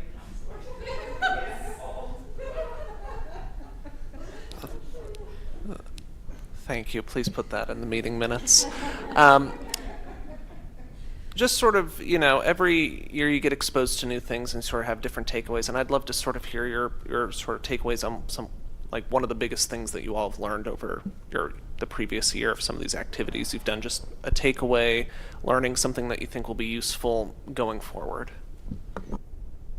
I can start with that. I think a big takeaway we've had, and this definitely focuses around climate, is that youth are always really interested to get involved, but they're not always sure how to. And I think that's been a big part of just being able to communicate and how we approach heavy subjects such as houselessness and climate change properly. Because I think that it feels really scary, especially when we deal with members can be 12 or 13. I think that's a lot to take on as a young adult. And so we've just worked on how to communicate that properly and how to just start the work young so that we can hopefully get members involved, or just community members involved at a young age, and how they're always willing to help but just not quite sure how. So that's been definitely something that we've taken on as a council to kind of work. How can we advertise that? How can we be welcoming as a group, or just to community members in general? And that's definitely been taken on through the school district as well, just looking through school outreach to our middle schools and high schools. I'm not sure if you have anything to add, but another big takeaway that I feel all of us have felt is how much influence that we can have. So when I joined TIAC, I joined because I was like, oh cool, maybe it'll open some opportunities for me. And then I realized we actually create change. We actually help people. We decide and give our opinions on all sorts of things related not just to the city, but to our peers, our families, and even other counties. So I think it was definitely helpful to learn about how much we could change our own city, despite our age. That's awesome. Counselor Shaw? Or I'm sorry, Counselor Wolf? Oh, it's all good. I don't have any questions. I just wanted to follow up with a couple comments. I signed up to volunteer. I'll be doing blankets with you all. Looking forward to that. And then just really to the points that you just made, to Counselor Schlack's excellent question. I just wanted to thank, Maddie, you spearheaded that last year, the advocacy and the work with the public safety levy, working alongside the team to do outreach and connect, and it is impactful. It makes a huge difference, and so really want to encourage that continuation of the great work that you're doing in connecting and making changes in Tigard. So thank you. Counselor Shaw? Thank you, Mayor. Just the good work that you all have done in showing up, I think, at the National League of Cities has been important. It really has shown regionally that we do involve our youth and that we have youth that are actively engaged.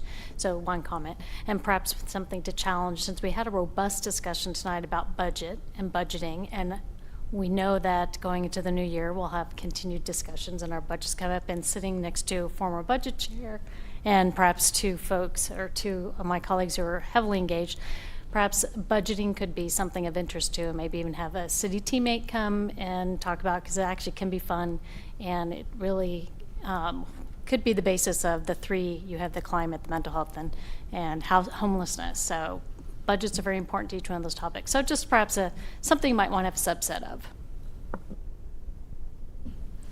Thank you for everything you do, and I'm so glad that our Tigard Youth Advisory Council isn't performative, and you see that you can make actual change and you can influence policy and change in people's lives. So that is incredible. My question to you is, what can we do to continue to support you in, the next year? Or is there anything you need from us?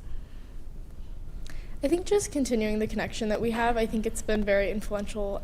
A lot of our members came in not even knowing who our council was, so I think that's been great, just having the name to face recognition, as well as just seeing you guys at events, the blanket making, coming to the forum, things like that. That's just been great. I get to brag about it when I talk to other YACs, so it's been good. And being able to come in and do some updates, we've talked about that. That's been great, just kind of show off the work that we do. So that definitely feels very special. So thank you. It'd be great.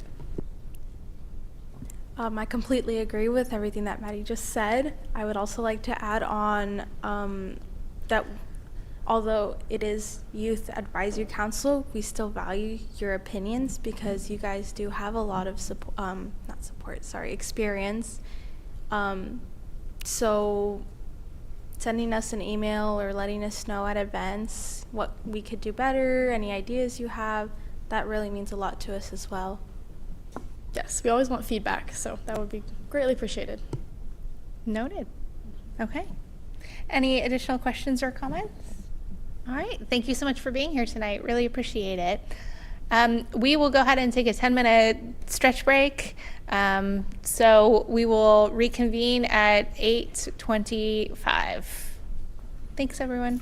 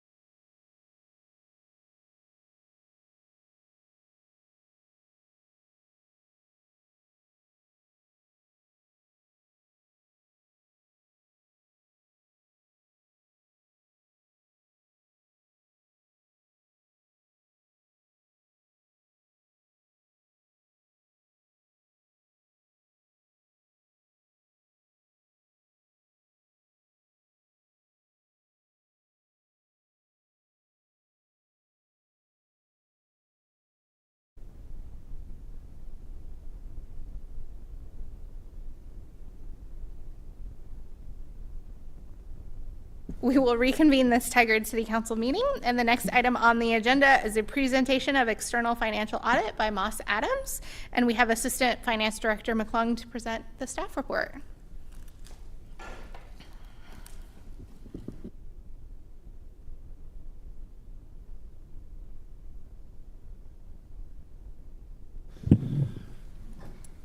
Good evening, Mayor Lube, City Councilors. Thank you for having me tonight.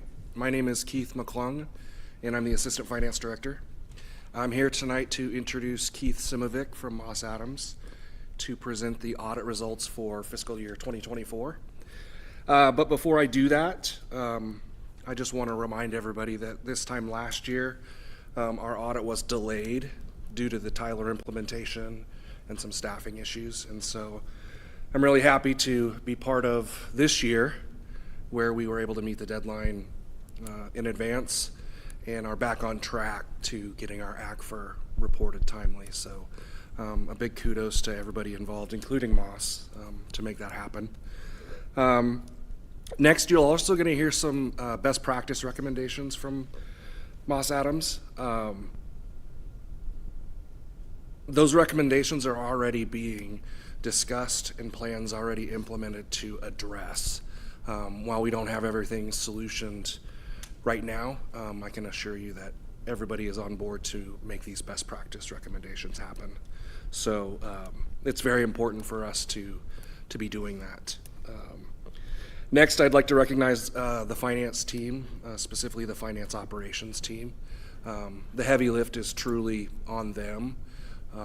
And while we didn't have a Tyler implementation specifically in finance, the utility billing module was still going live, so that still puts a little bit of pressure on that finance ops team. So a big thank you to them, and again, thank you to Moss Adams. So with that, I'd like to introduce Keith Simovic, audit partner at Moss Adams. Great, thank you, Keith. I don't know that I've been in a presentation where there's two Keiths next to each other presenting this. An email, I have to read it twice. Very fun. And I must say, next year, can we not be after the Youth Advisory Council? I mean, how do we follow that? That was amazing, just hearing everything and seeing all the photos and everything. So we don't have anything nearly quite as exciting, but Keith did mention a very, very important thing that, you know, we're here today versus a year ago when it was 2 months down the road, right? Understandably, you had a Tyler implementation. You don't have one of those every single year. I hope you don't have one of those every single year. It's a lot going on. And of course, you've added additional people to your team, right? This is the first year that we've worked with Keith on this engagement and with Eric in his role as well. So having kind of a full or fuller team this year, I think really helped in assisting to provide all the documentation that we ask for. It's no simple task. There's a lot of stuff that we ask for. There's a lot of questions that we ask for. We're really needy. And they were very responsive, I will say. They provided all the documentation that we asked for, very helpful, very transparent along the way. Those are simple things, but I think they're really, really important things to hear from an independent auditor each and every year, right? So the fact that we're here today is very good news. We have finalized the audit. Our audit reports are signed and everything is done from that standpoint. We got to sit with the audit committee and share these results last Thursday as well and go in a little more in depth than we'll go today. And really appreciate all of their engagement in this process. I'll say not every single local government client that we work with has an audit committee. Not all of them kind of go that extra step to set that up and have that engagement with engagement from a council member as well. So I know Councilor Wolf has been involved in that in the recent history. So really appreciate her involvement and just kind of shows the attention that the city council and the mayor kind of give to this process and support it and realize the importance of it, right? So really appreciate that. Go ahead and advance the slide, probably a couple slides actually. We can go past the quick agenda. And I think this first one we'll have up here will be our team, which is more than just me. You could hear from me today, but there's a lot more to this process. Even who you see up here featured is kind of our core management and above team. We have about 3 to 4 other staff and senior auditors involved in this process doing a lot of the preparation work. So it's not just me, it takes a whole team from our side to go through and get through all of the detailed audit work that we do, looking back and tracing some of your records to invoices and contracts and agreements and cash receipts and disbursements, seeing if there's evidence behind what the city has recorded in its general ledger, and ultimately summarized and presented in what's called your ACFR, your Annual Comprehensive Financial Report. So that's the acronym that we're using now. But who you see up there, in addition to myself, Kevin Muller-Liley served as our concurring reviewer. That's a kind of a QC review role that we require on every audit that we do. Someone that's at a high level, either a senior manager or partner level like myself, that works in the industry. So Kevin serves local governments just like I do. But they have to, that role has to come in and sign off on certain key documents. They have to review your financial statements. They have to look at all of our deliverables and audit reports, make sure we're following through on our professional standards. So Kevin was back on the team again this year, so he's familiar with the city of Tigard, as well as Harvey Wang, who served as our audit manager. He's been on the audit probably as long as I have been as well, and really kind of served that role to oversee our team during our actual field work, which we were on site this year. I would say is the first time we've been on site face-to-face with your staff here at the city since pre-COVID. So very, very good, and appreciate Keith and Eric for hosting our team on site again to get through some of the work that we do face-to-face. Makes a huge difference and is more enjoyable, I would say, on both sides, if an audit can be enjoyable, right? And then Tyler Kalamanis, a new member of the team, but an important one. He's an IT audit manager from our firm.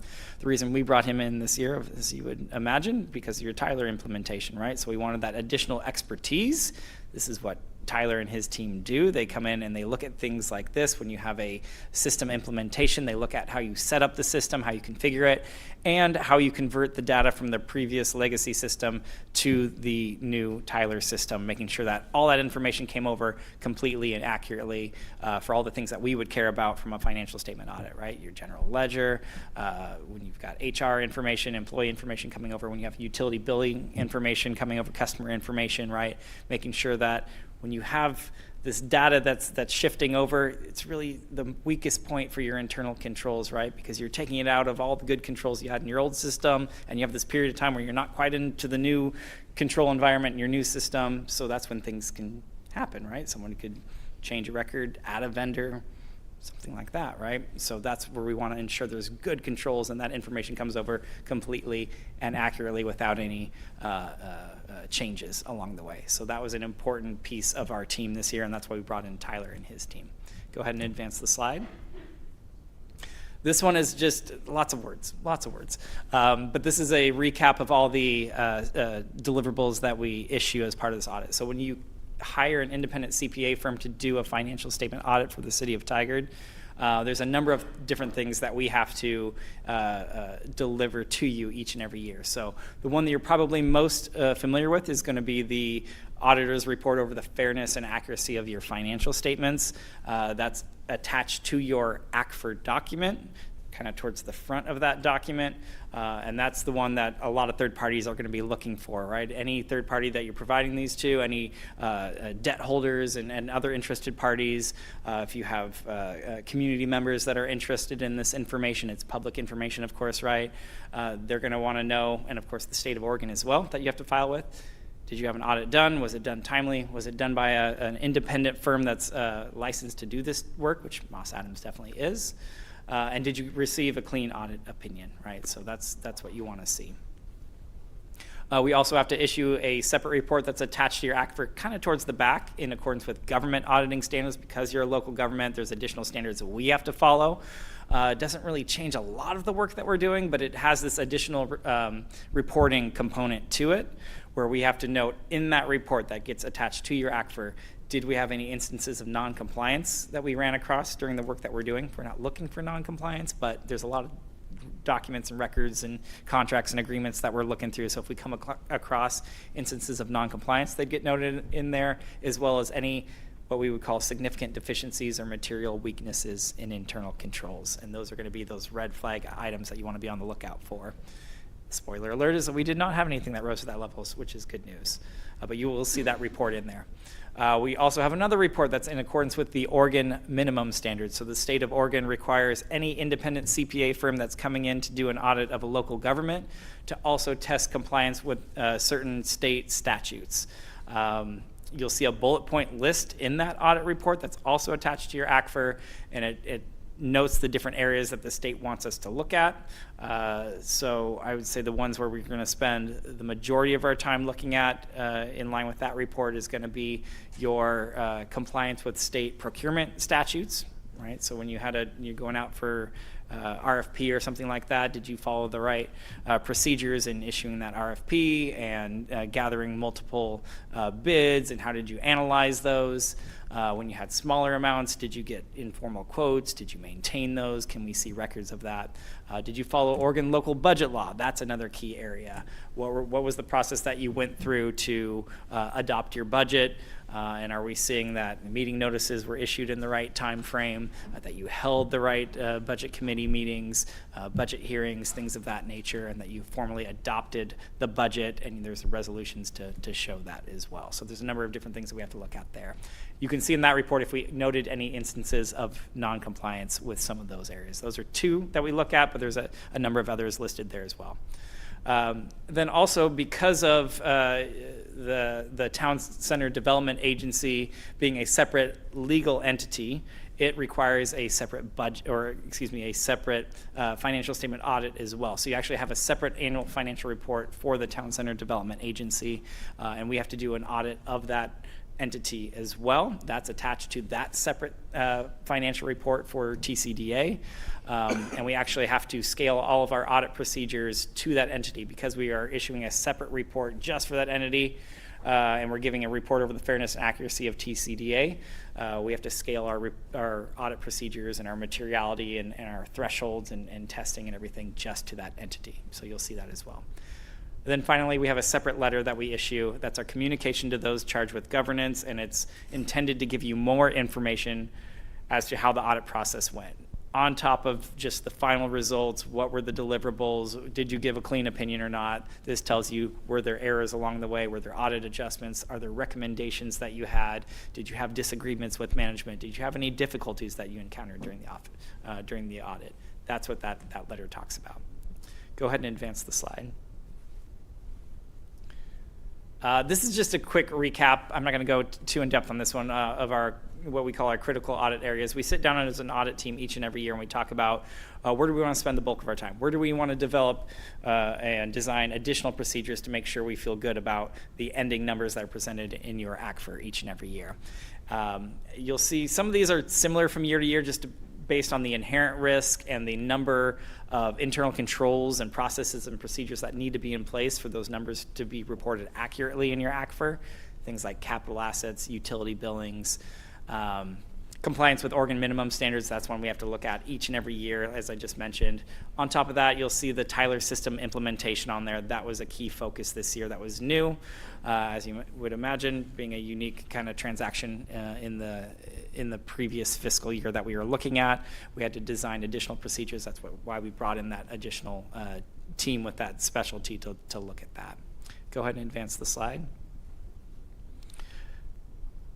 All right, so for those different reports that I mentioned, this gives you a snapshot of what do the deliverables say at the end of the day. So our report over the fairness and accuracy of the financial statements, we're giving a clean or unmodified audit opinion. This is exactly what you're looking for. Third parties want to see that you got a clean opinion. Gives them additional assurance that you had a third party independent firm come in, take a look at your financial statements, any decisions they're making off of those. That gives them extra support to say, hey, someone's looked at this and feels comfortable that this was presented appropriately. There's evidence behind these numbers, and they're presented in accordance with the governmental accounting standards that you have to follow. The government auditing standards report, as I mentioned, we did not have any compliance findings or material weaknesses or significant deficiencies noted, so good news there. That's what you're looking for. In our Oregon minimum audit standards report, we did have a item noted in there of noncompliance related to budget over expenditures. So there's a couple of funds that had expenditures over the budgeted appropriation there. And so we have to note that in our report. It's noted in your ACFR within the footnotes as well. And I'd say this is probably the most common, quote unquote, finding that we would have within that report, right? And so that's something that we just have to note there and attach that to your ACFR. Go ahead and advance the slide. Within our communication to those charged with governance, I'm not going to go through all the bullet points here. We did that the other day with the audit committee to give them a little more insight here, but this again is the letter that gives you more information about the audit. These bullet points kind of trace back to the different paragraphs you'll see in that letter. The things that we always like to call out though is, one, did you have any changes in your accounting policies? So a big tenet of financial accounting is there a consistent presentation of your financial information from year to year? You don't want that to look differently. You don't want management changing the rules and how they're recording something from the previous year to the current year. You want consistency unless there are new accounting standards out there that require you to do that. You had a new one this year with GASB 100. Didn't have a significant impact or an overall as significant of an impact as maybe the last couple of years when we had the new lease standard, the subscription-based IT arrangement standard. Those are two that had more of an impact on your financial statements than GASB 100. But you will see within your footnotes a note of adoption of that. We also like to note, were there any audit adjustments? This would be anything as we're conducting our audit testing. Were there any errors or material errors between what's recorded in your system and what we're seeing in the evidence behind it, right? So an example would be if we're seeing that your system showed something recorded at $100 and we pull an invoice and that invoice was for $10,000. You can imagine that would trigger an audit adjustment, right? Or if something was recorded in the wrong period, we see an invoice that shows, hey, these services were provided in June 2024, but you didn't record it until July 2024, right? 2 different fiscal periods. That could trigger an audit adjustment. So those are kind of 2 examples of things that we might be looking for. We did not have any audit adjustments, meaning everything that we kind of looked at, kind of thinking with materiality in mind, right? We're not auditing down to the penny. We're not looking at every transaction. We did not have any material audit adjustments noted. So very good news. Shows you that you've got a good set of internal controls that are happening, that your team here is taking a look at these things and making sure they're recorded at the right amount, in the right period, in the right account, before anything gets to us as the independent CPA firm. So good news there. Okay, go ahead and move forward and we'll go through the recommendations that we had as well. So a few things on here. The first item relates to accounts receivable and utility billing, thinking about an allowance for doubtful accounts, right? So the accounting rules say, hey, you've got to record your receivables at the amount that's the net realizable value, right? Of the receivables or bills that you've sent out, how much of that do you think is collectible? And that's what your receivable needs to be recorded at. So you have this mechanism of recording an allowance for doubtful accounts to reduce what you've actually billed down to the amount that you actually think you're going to collect. It's an estimate, but it's something that you can kind of get some data on, see what have your past write-offs been, what does your aging schedule look like, how many bills are 90 days past due, 120 days past due, 180 days past due. There's some different mechanisms you can use to go about setting that allowance. And so we are recommending that an allowance for doubtful accounts be set for your utility billing receivables. Currently, that is not something that the city has done. We are classifying this as a best practice recommendation, not anything, again, that rises to the level of what we would call a material weakness or a significant deficiency. Reason for that is we don't feel like it would be a material item, but we do believe there's some level of allowance that's appropriate. There is some level of your receivables that are probably not collectible, and to kind of analyze that, evaluate it, and record an allowance is appropriate in our eyes. The next one, actually, we are going to strike from the record here. The IT change management policy, this is something we had in previous years. This actually has been done and has been addressed, and Eric was kind enough to pass along the policy there, so we can take this off of here. I know we shared that with the audit committee the other day, but we have seen that, and that one has been addressed, so good news there. The user access review is one that came up from our IT team this year. And this has to do with taking a snapshot of who has access to your system within the Tyler system, and what do they have access to do? What role have they been set up with in the system? What does that allow them to do? It becomes very important with a new system and how you configure it, how you set up the roles, and what each role provides someone access to. And that you're taking a look at who's in the system, what role have they been given on a periodic basis. We know you have good controls about giving access to new users, new employees to the city, or deprovisioning users when they're terminated from the city, when they choose to move to a different department or something like that. But at the same time, it's good to have a snapshot every once in a while, a periodic review, maybe once a year, to say, do we have everything where we'd expect it to be? Run a report, shows who has access to what. Is this still consistent with our expectations? Do we have people in the system that maybe were temporary employees that are no longer here? Somehow we didn't take them out of the system in a timely fashion. Or maybe someone got a promotion. Now they've are in a different role and they've got additional access, elevated access, but the access they used to have should be taken away or changed. Or they switched departments. They shouldn't have access to both those departments anymore for their current job. That's what we're recommending be done on a periodic basis, just to check for those things as a best practice, internal control, and to protect the organization from segregation of duties issues that can happen within the IT system. Because so many of your internal controls, processes, approvals, reviews happen in the system today versus manual sign-offs on a piece of paper like in the past. It becomes really important to make sure we understand who's in the system and what can they do. Any questions on that slide? Yes, Councilor Wolf. So thank you, Keith. This is great. And this might be more for Assistant Finance Director McClung. So is the hope, given the recommendations and the management policies in place, so that's a check, which is great.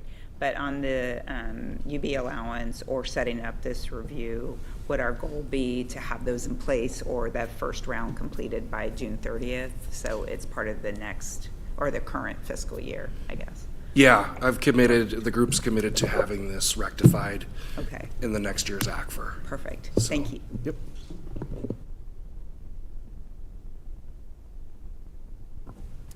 Okay, next slide, which I think we're at the tail end here. So, and I'm not going to go in depth on the new accounting standards. We did share these with the audit committee. The only thing I'll say is there are always new accounting standards out there that will impact your financial reporting, but luckily the GASB has slowed down significantly. They've acknowledged that we've done way too much over the last 10 to 15 years.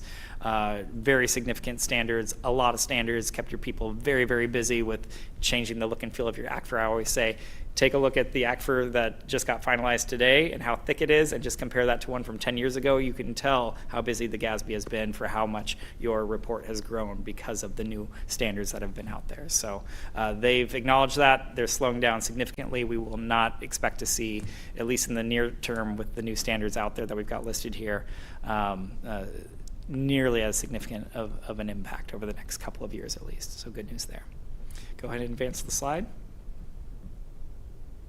All right, and just acknowledgements and thank yous to everyone involved in this process. Keith is right, the finance department does a lot of the heavy lifting. They provide a lot of the information and they were great to work with, but there's a lot of departments that are involved, whether it's payroll and HR and utility billing or IT. A lot of folks have their hands in this process, and we need that engagement from a lot of different staff members at the city, and have always kind of appreciated the help and their timeliness with getting through this process. So thank you. All right, I think that's everything. Any other questions? Yeah, Council President Hu? Thank you.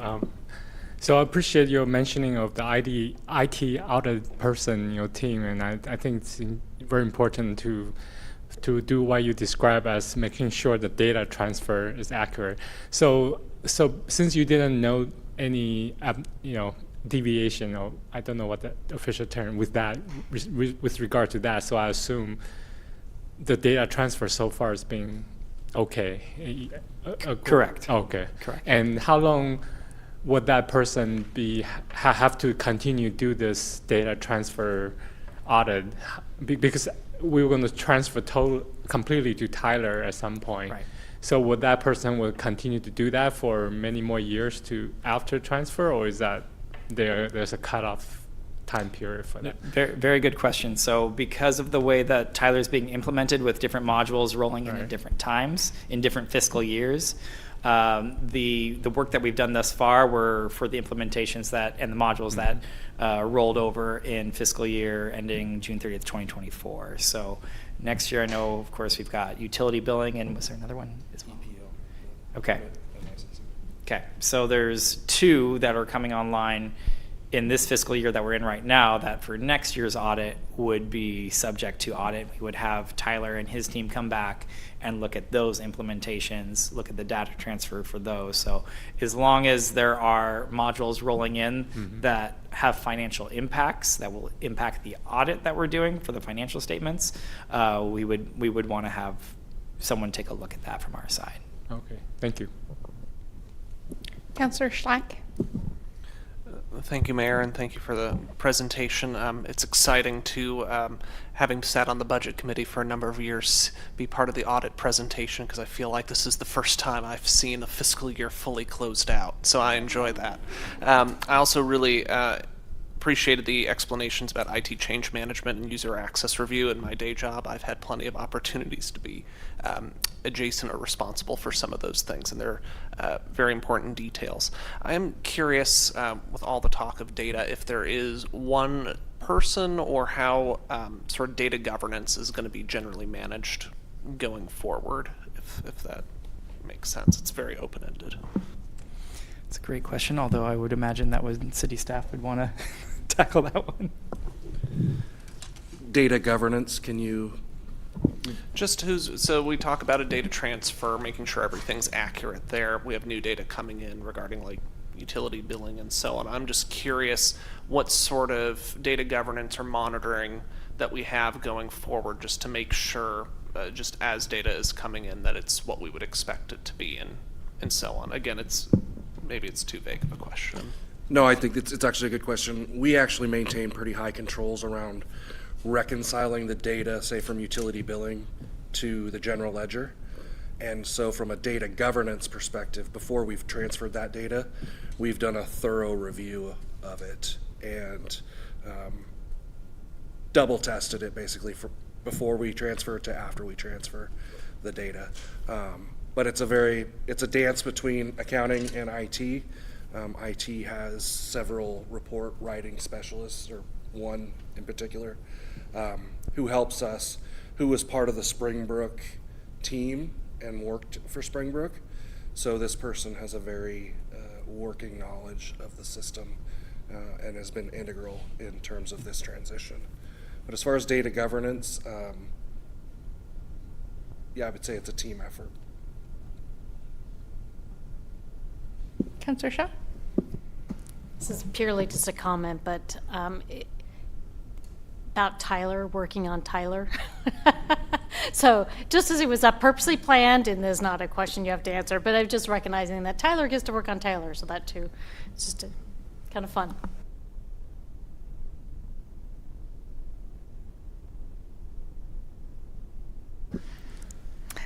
I want to continue to thank the city, the city finance team for everything that all of you do. It's awesome year after year for the auditors to come in and say how well you work with them and you're responsive. Not every organization is like that.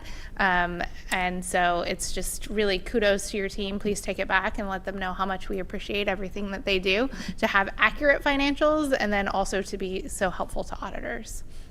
It's pretty awesome. Thank you, Keith, for being here. Well, both Keiths. Keith and Keith. Keith squared. Thank you, Mayor Lube, and thank you, council members. Appreciate your time. All right. Take care.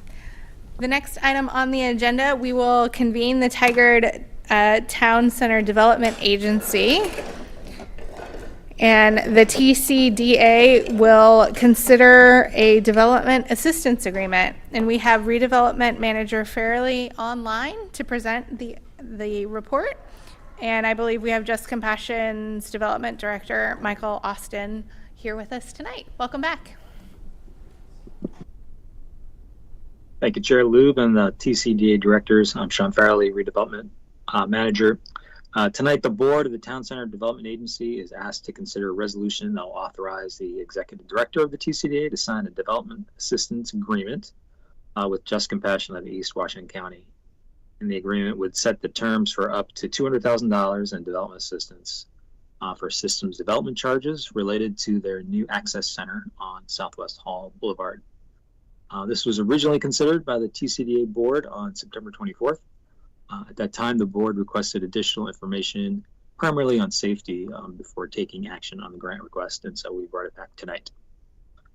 Just a reminder, the $200,000 grant was approved or recommended for approval by the TCAC at their August 14th meeting, and sufficient funds have been budgeted in the City Center District Fund for this fiscal year.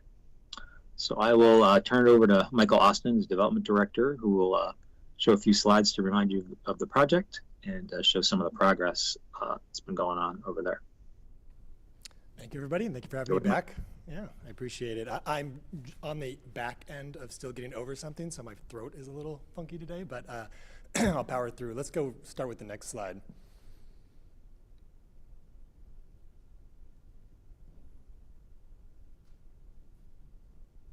The safety one, yeah, perfect. So I just wanted to start by saying, we've definitely heard your concerns and really wanting to engage more.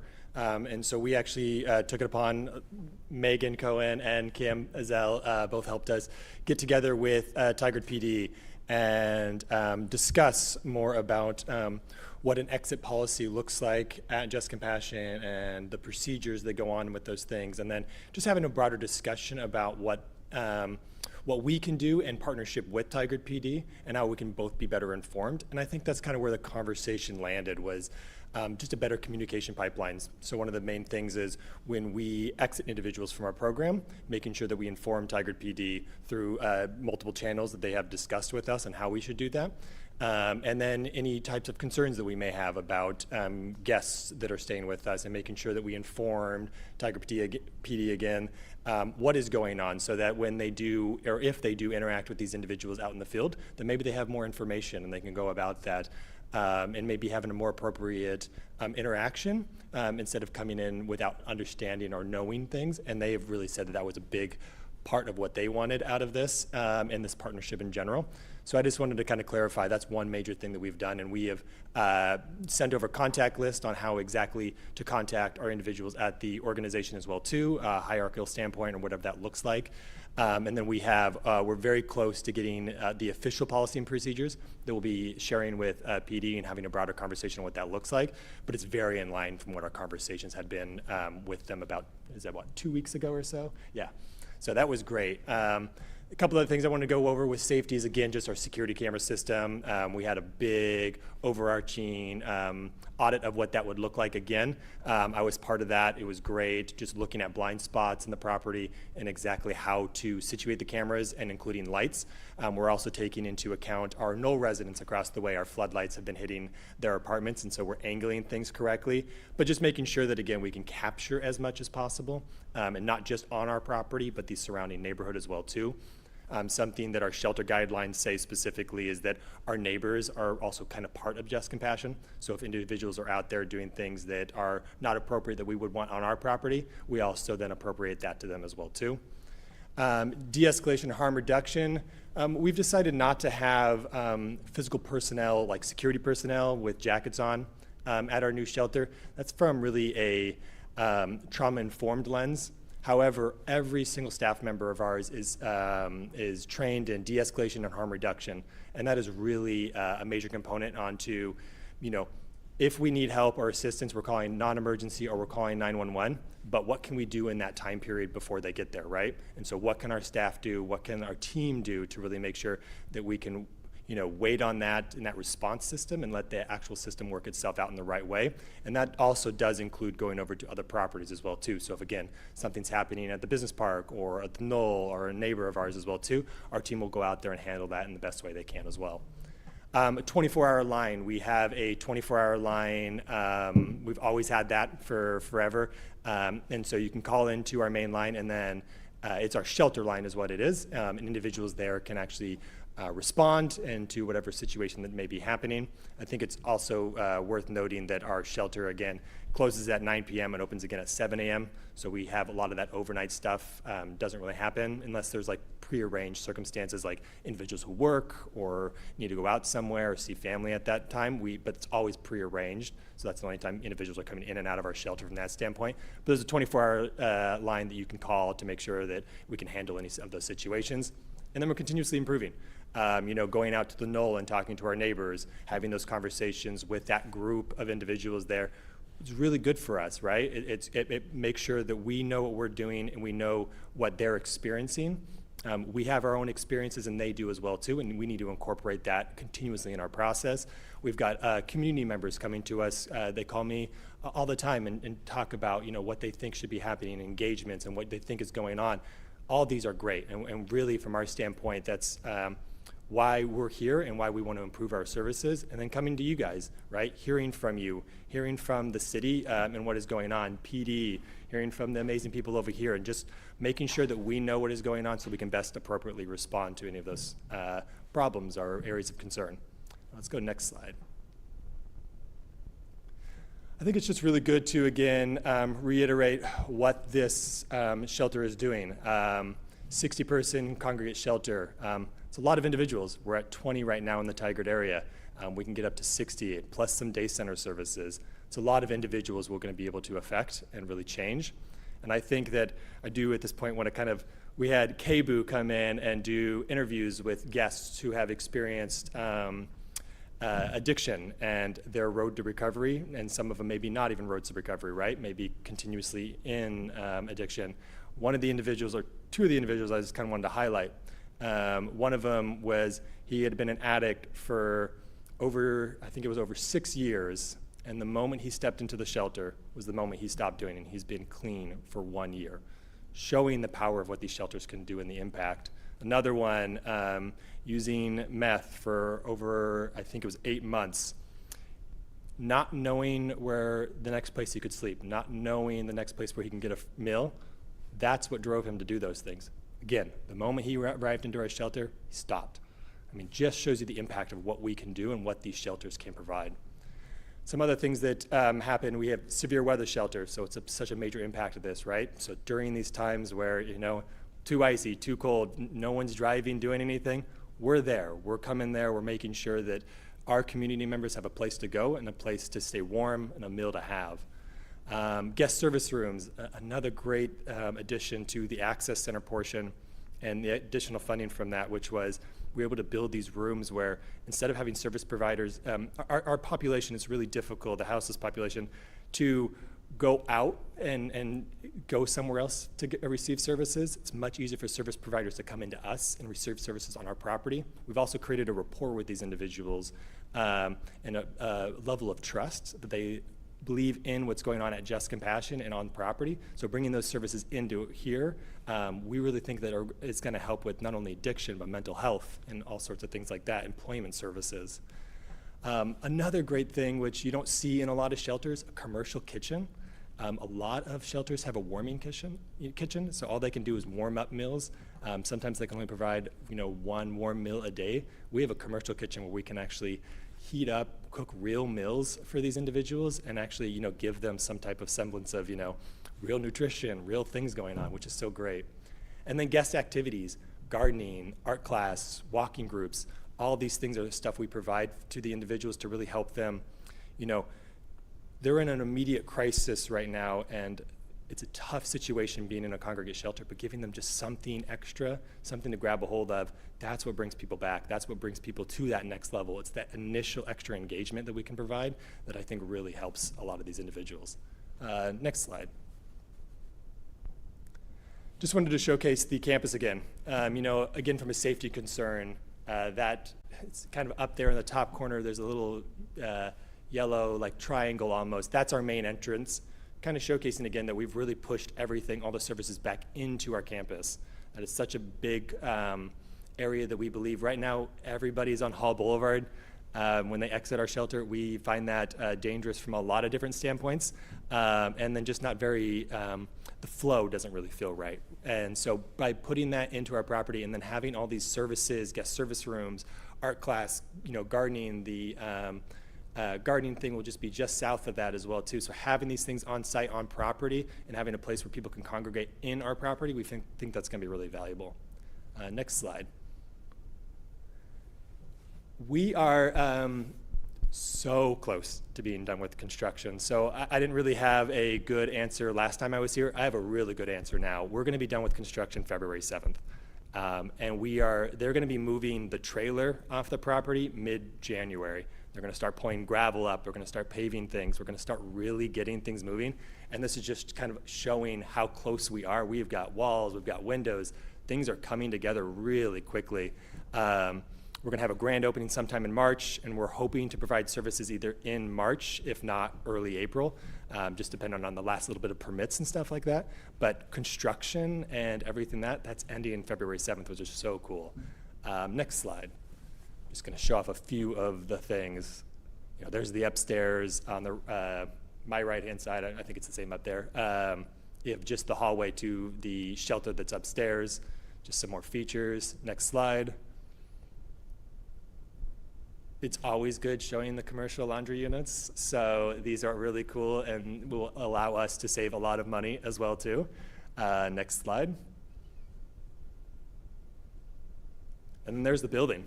I mean, it's looking finished. Again, I'm really excited because it's been a major push since I've been here and started at Just Compassion. I'm excited to get it finished and get people in there and start providing services. So, and next slide, and I think that's actually it. Yeah, and I'll open it up for questions. Thank you. Directors, any questions? Yeah, Director Wolf? No questions. Michael, I just wanted to follow up and just really appreciate the investment of time, seriousness that our concerns were given, and the collaboration with the police department and with Kim and Megan, and then with us as we've pursued individual questions and conversations. So thank you. And I'll just say this again, I really appreciate all of this. I mean, I think that for me, I find a lot of value in it, and I know the organization does as well. Director Shaw? Thank you, and also very much appreciate that you took our concerns and met with the communities. And I know at the Knoll, we had a representative who came and spoke to council, and there were some concerns voiced. And thank you so much for all the safety work that you are doing and working with Tigard PD and the 24/7 phone line. Do you plan on having regular meetings, maybe quarterly or monthly with the Knoll, since they are right across the street? They did have some very serious concerns. And would you consider them partners now? Yes, and we've always considered the Knoll. I think the moment I got here, within a month, I had already contacted Knoll, and we've always had a great conversation and a back and forth. Anytime they've needed things, we've had, I've always come down myself personally and met with them and made sure that their concerns were addressed. Yes, we've talked to the Knoll. We had a debrief on that conversation and just making sure that we all have a good connection points.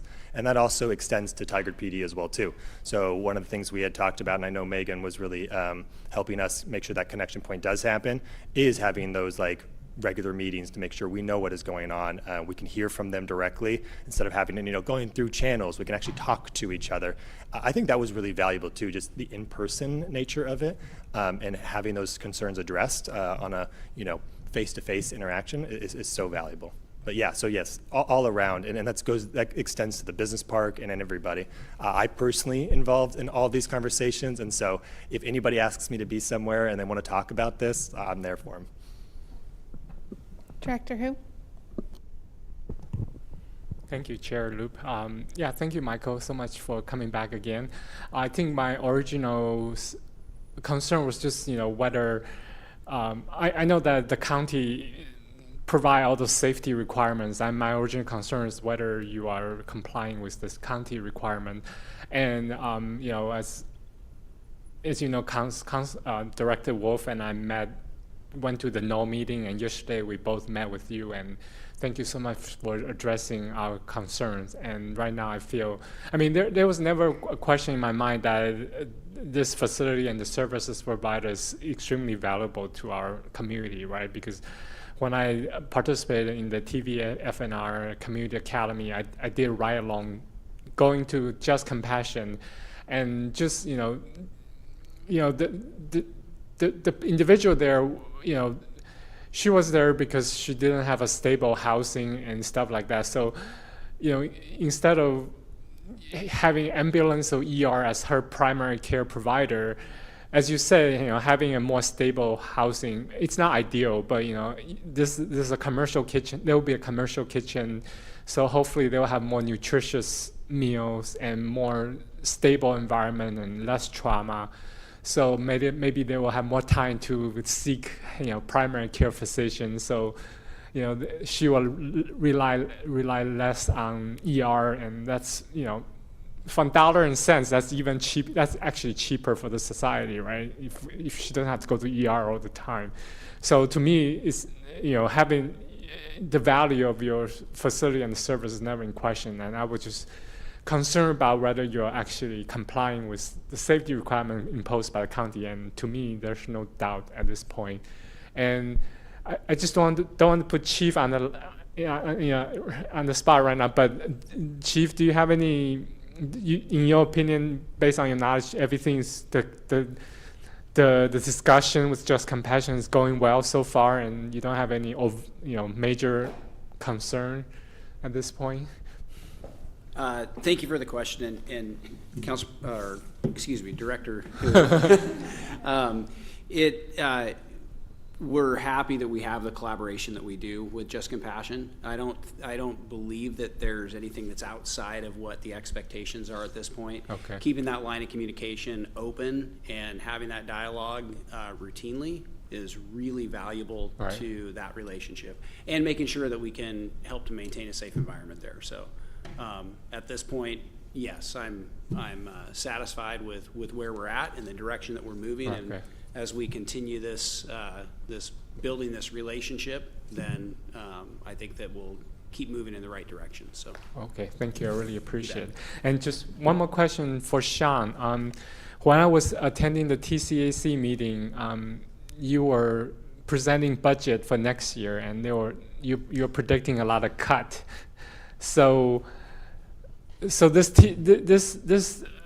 assistance money it's from a different bucket of money than from, let's say, Nick Wilson Memorial Plaza, right? So I'm just wondering,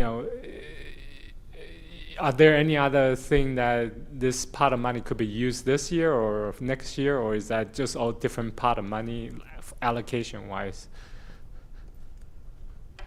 Well, it's all TIF, and it's slated, in each budget, for certain projects or programs. So this is coming out of the Development Assistance Program, and we try to scale it to what we think is going to be the need for the following year. And it's not a perfect science. We can speculate.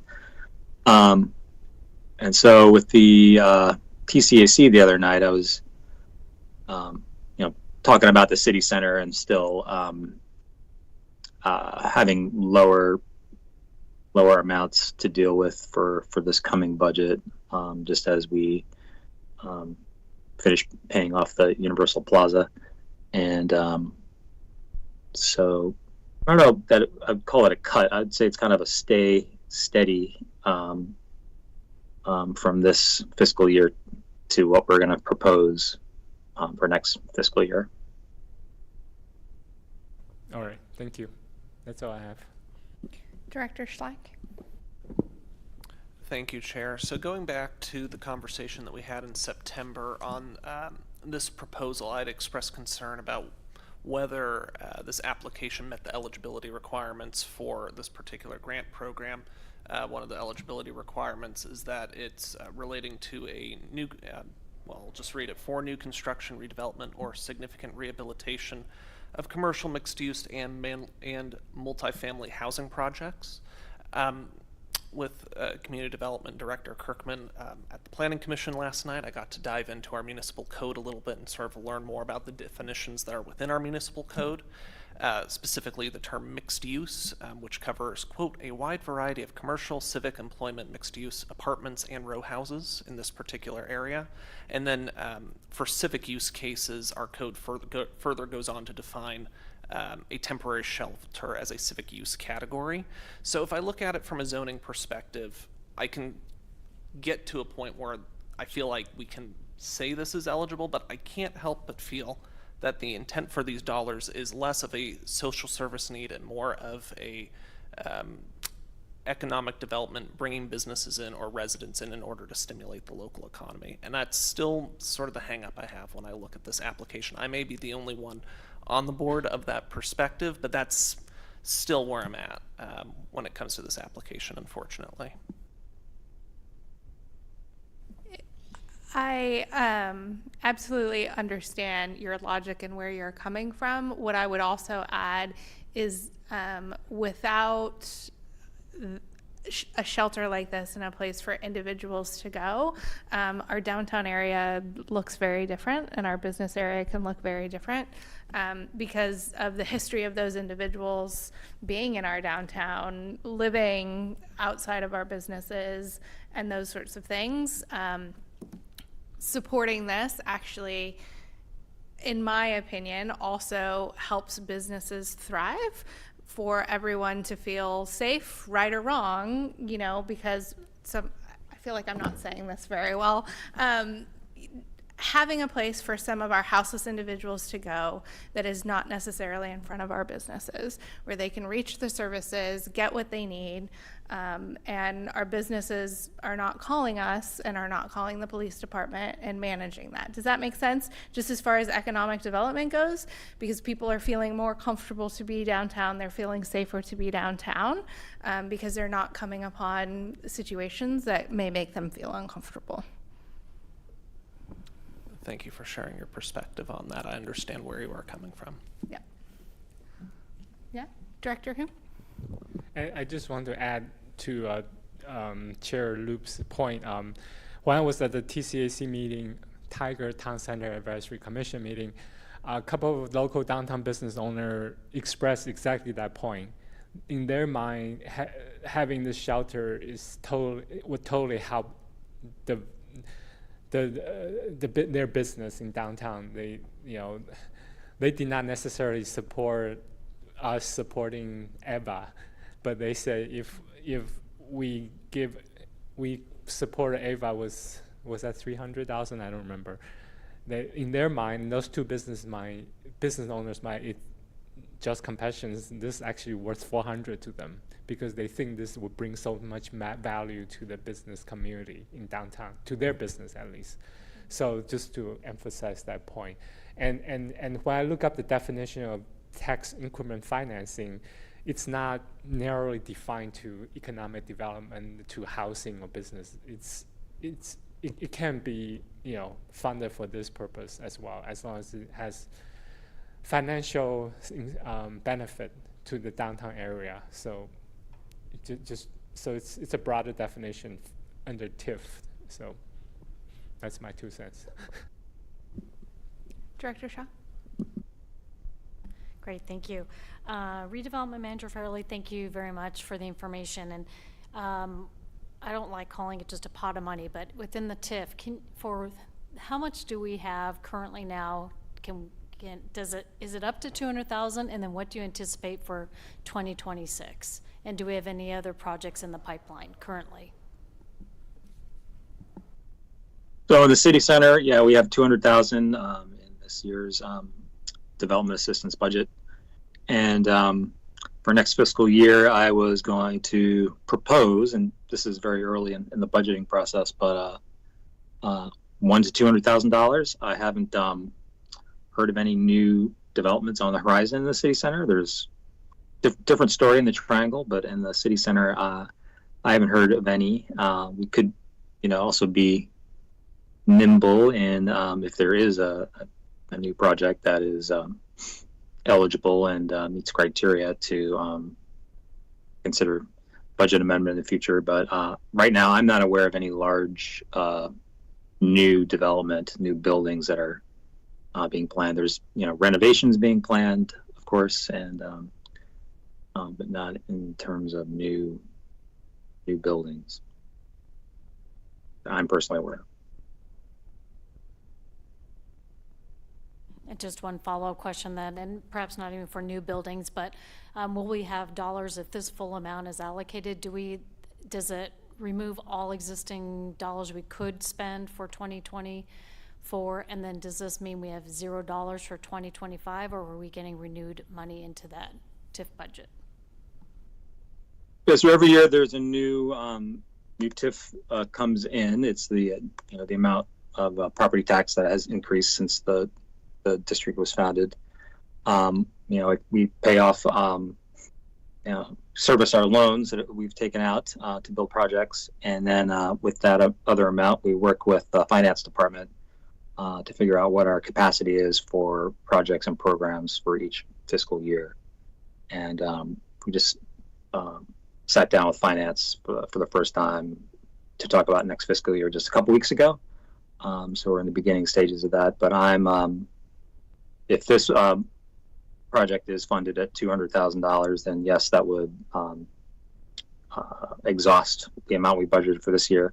But it would not necessarily, impact a future year. We can take a look at TIF income and our debt service and figure out our capacity to fund these different programs and projects.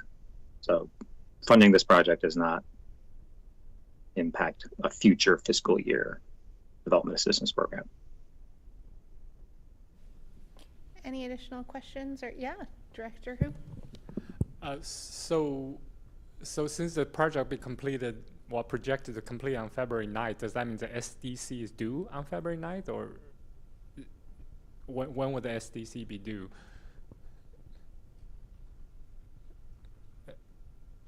The transportation SDCs are deferrable until they get their certificate of occupancy. So that's when the SDCs will be due, when they get their certificate of occupancy. So that's March, or about March? Yeah, okay. I mean, or just slightly before. Yeah, it's all up in the air. Yeah. All right. So I think there was a discussion of granting half of it now and then another half toward the end of fiscal year, but I don't know if that's still on the table, or is anybody still interested in that?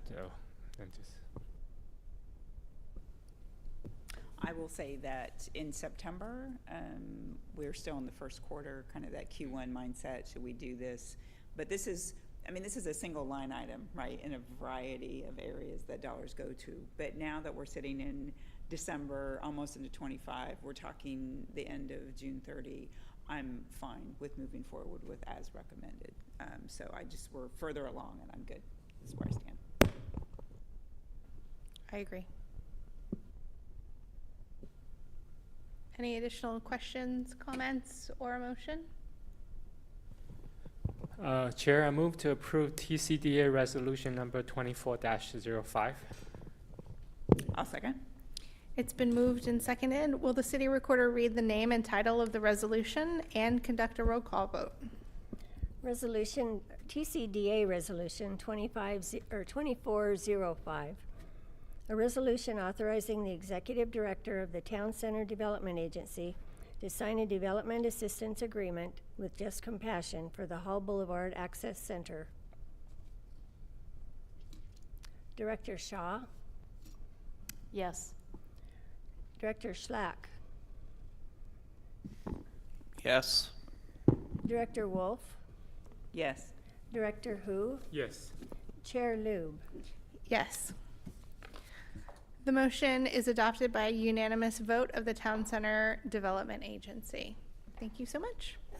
Thank you all. And I'll just say this again, I continued collaboration, please. Everybody, we'd love to have conversations, again, me personally. So if you don't have my email, ask Megan, and we'd love to sit down and chat. Yeah, thanks.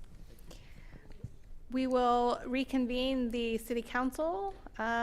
We don't have non-agenda items or an executive session, so I would entertain a motion to adjourn. I move to adjourn. Second. It's been moved and seconded. Is there any discussion? Seeing none, all of those in favor of adjourning, please say aye. Aye. Any opposed? We are adjourned. Thank you so much. Good night, Tigard.